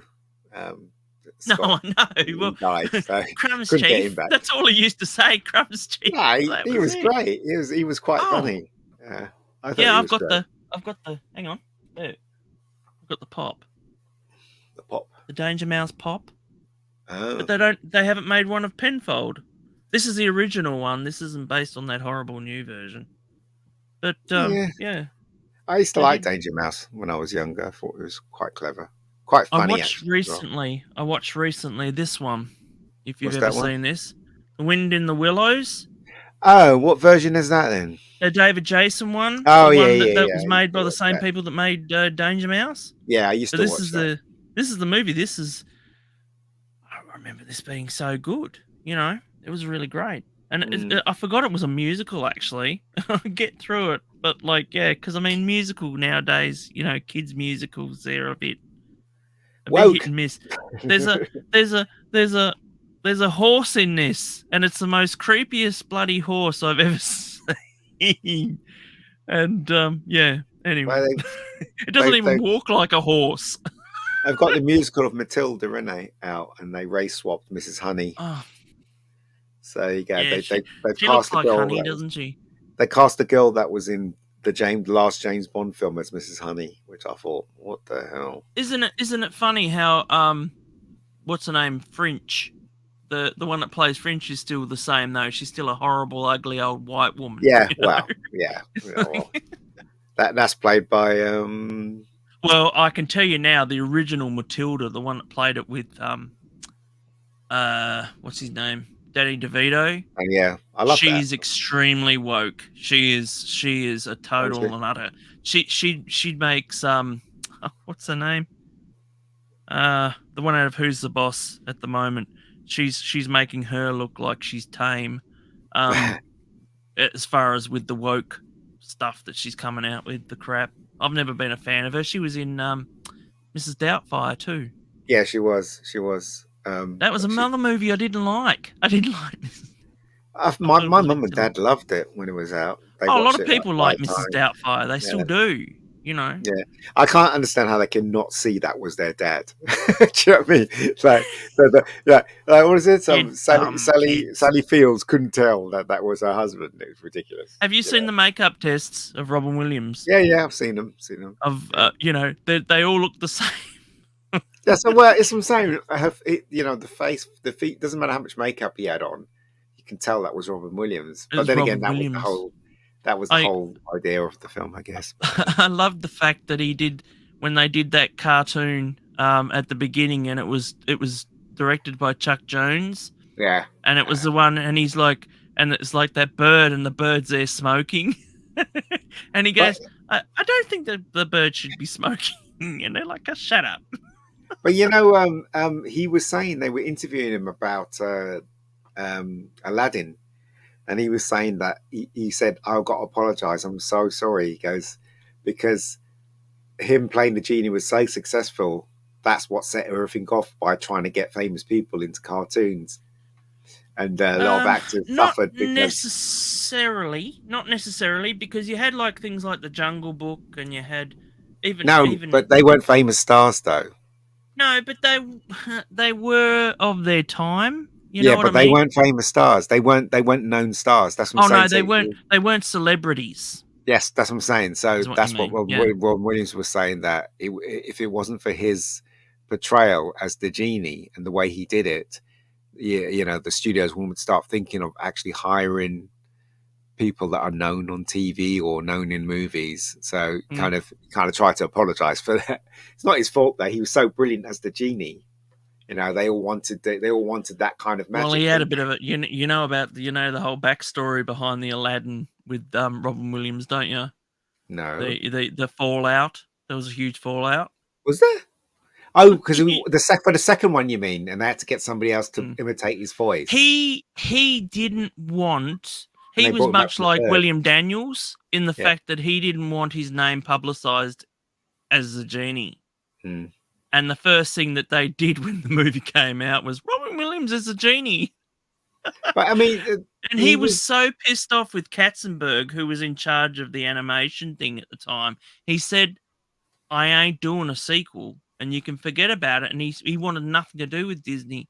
And then, of course, he came back in the third one. But they actually got the guy that did the voice of Homer Simpson to do Yeah. Robin Williams' bit in the sequel. But he was I still brilliant haven't as watched he that. was brilliant as the genie. He was Oh funny, yeah, and it worked. And that was also when most, Disney was entertaining. I remember he was talking about it. And he said, yeah, he said, you know, he asked, did you make up stuff? And he goes, yeah, I made made up a lot of stuff. So they had to go back to the drawing board and take his made up stuff and implement it into the Thing movie. is with Robin Williams is a lot of people, and I noticed this, they'd say, do something funny. And he'd be going, I can't. I have to, it has to be spontaneous, Yeah. And they'd always say, why can't you be funny? Just dance for us, just do your comedy bit. And he was like, well, no, I don't, I don't feel like it. But it's also a Sad testament how to he ended, how brilliant he is compared to Will Smith as the genie. I mean, Yeah, when you watch that I mean, version, there was you a go, movie where? that he did, The World According to Garp, Yeah, I remember that one. and that kind of scarred me as a kid because here I was watching Mork, Mork and Mindy, and there yeah. he is getting a blowjob on, on the thing from some like babysitter or whatever, and I'm just How like did that going, start off with the baby floating in the air, didn't it? I can't remember the yeah, word called it, and yeah, it kind of comes down and it floats it was, back up in the yeah, air. I can't remember what song was playing to that though. Oh, it was a Beatles song, was it? Yeah, Beatles song. No. Is it Beatles? When On I was Fifth Avenue, you look so pretty. That Oh one. no, it wasn't that, was it? Yes, it was. Oh, was it? I can't It remember. I'll have to look was. it up now. I got to be careful because YouTube will throw me off I if I can't remember start what it's doing my called. singing because I'm such a good singer. World According to God. Oh no, that was awful. And then because I remember wanting to watch Popeye for the longest time, and then when I finally saw it, I was like, "Oh, they're really bad songs." It was. It wasn't a very good movie either. No, but they had good cast though. They actually cast the characters right. I feel anyway with Bluto, and you had Papa. Yeah, they Papa looked great, but they didn't do anything to. It wasn't a very good movie. It was slow and it was boring. Did you know that the where they made it? I can't remember which. I know they made it on some shore, but you can actually still go to that place. They actually still all have the buildings up and running. Well, not running, but that you can still go to the sets. And it's the same with What's the one that Tim Burton did with the fish? Big Fish. Big Big Fish. Fish. Yeah, Big Fish. Yeah, he Yeah. did Big Fish, and that one's exactly the same. You can actually go to the sets, and they're still there. You know where they all have the tenements up the side. Right, so I'm looking It's up just like, okay. Garp's title It was a song. terrible movie. Yes, it was, Lord Thoth. It was bad. It scarred me for the longest time, that one. Hold on, let's have a look. But that was one of the first ones that I ever saw that I realized that, you know, What was it about? World According to Garp. it was just about this man's life and the fact that he was an asshole. And Okay. like, you know, he cheated on his wife, and you know, he just didn't like his life, and that was all it was all about, you know. It was a bit like Forrest Gump, but it didn't have the history elements to it. And it just Oh, I never see. really It was like Forrest Gump then. Or was there probably something wrong with him or something? Malta. Eh? I can't even remember watching it. I remember the beginning sequence, but I can't remember what the film was about at all. Yeah, and I'm trying to remember It was I know that rated song. R, Yes. apparently. Yeah, because it had the whole BJ shit in it, and that had John Lithgow in it, for God's sake. I can't Oh, believe yeah? that. And that's what was it? Let's see. I can't remember. Just trying to have a look at the soundtrack. See what was on the soundtrack. World According to Garp. A It's nice film, World War just. II. Da, da, da, da.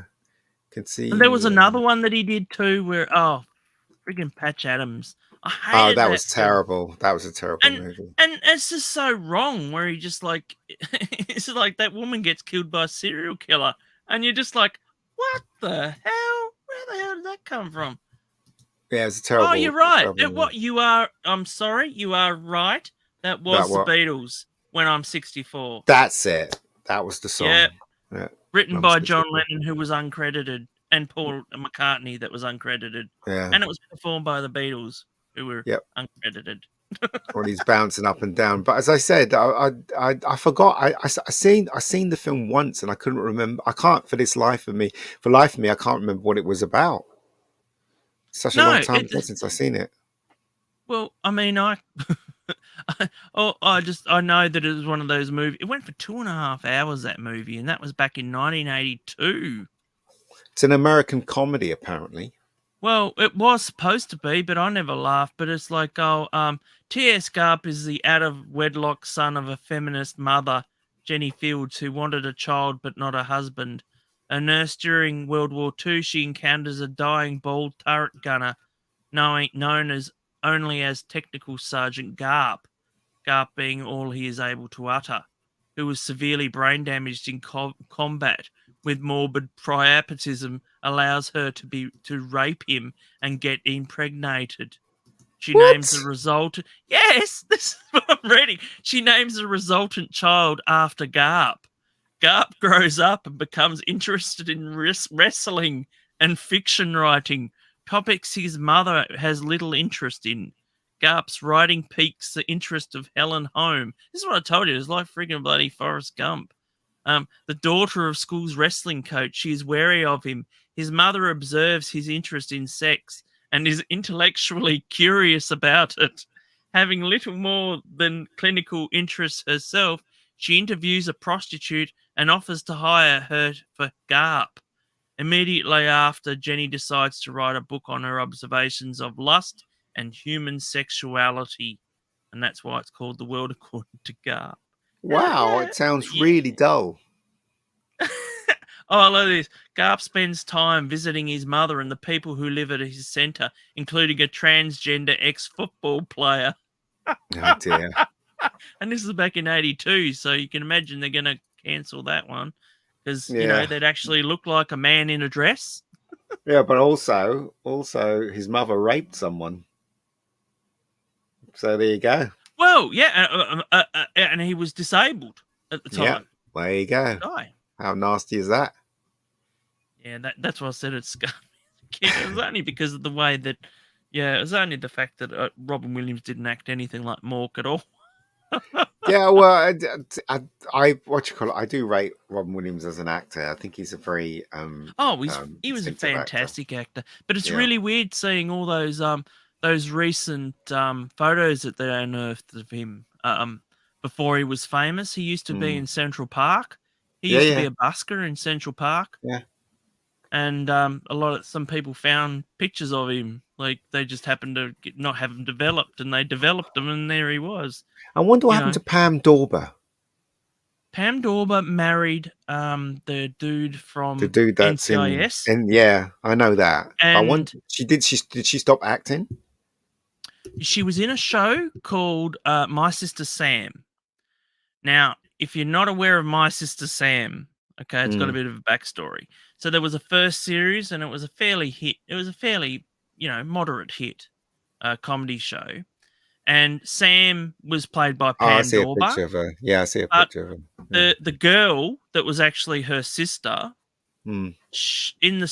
during the second season, she was murdered Oh. in real life by a crazed fan. He actually knocked on her door, and she opened up the door to tell him to go away, and he shot her point blank range. Oh And dear. yes, and he was a stalker. He was literally a stalker, and he believed he was married to her and all this sort of weird stuff. And yeah, they actually had to change the laws in LA because he actually rang up the the car and registration thing and asked where her address was, and they gave it to him. And so he just Mm. went straight there and shot her. So yeah, and so Pam Dorber never really recovered from that. Right. She never really had a big really big popular show. Yes, the things you hear on YouTube. Yep. Yep. Yeah, but Oh boy. she got married to that guy, and that was it. She NCIS, had yeah. kids. Yeah, she had kids for him and stuff like that. Yeah, So no, it was about the. This is yeah. about the late night. This is about mid '90s or early '90s. It was. It was. It's very tragic, actually. I used to fancy She Pam Dorber when she was in Mork and Mindy. Rebecca Schaefer was her name. That was the one that got murdered. She played the 16-year-old. She was quite nice looking back in the day. But Pam Dorber was 29 back then, and this is in 1986 to But when she 1988. was So it was in in the late 80s. Mork and Mindy. No, no, no. This is when she was in My Sister Sam. Hold on. She So was she was 29. if she was 29, then how old was she when she was in Mork and Mindy? She must have been really young. Yeah, like 20, I reckon. Yeah. And well, this is 1986 to 1988. Like I said, it only went for 2 series because the main star died halfway through it. Mm. And yeah, it's tragic, but it's interesting, this sort of stuff. But yeah, the series was initially intended to be a starring vehicle for Dorber, who found success on television opposite Robin Williams in Oh, Mork and Williams. Mindy. Yeah. But Dorber later said that she wanted the focus of the show to be on the cast as a whole, stating, "I am not a comedian. I'm a reactor to all the zany people who revolve around me." So Yeah. at least she knows where her strengths are. Mm. It's not like an Ellen DeGeneres thing. I mean, who'd have thought that something like Mork and Mindy would work? I mean, on the page, it must look like must look stupid on the page. You know what I mean? It just who'd have thought? I mean, it must have been heavily relying on Robin Williams to actually pull that show together. So because he's quite zany, so but Well, it he was worked, I originally in guess. Happy Days. What are you talking Yeah, he about? was. Yeah, he was. He played an alien that came to try and And take the Fonz away, didn't he? And they had a bet, and then he won the bet, and then he left.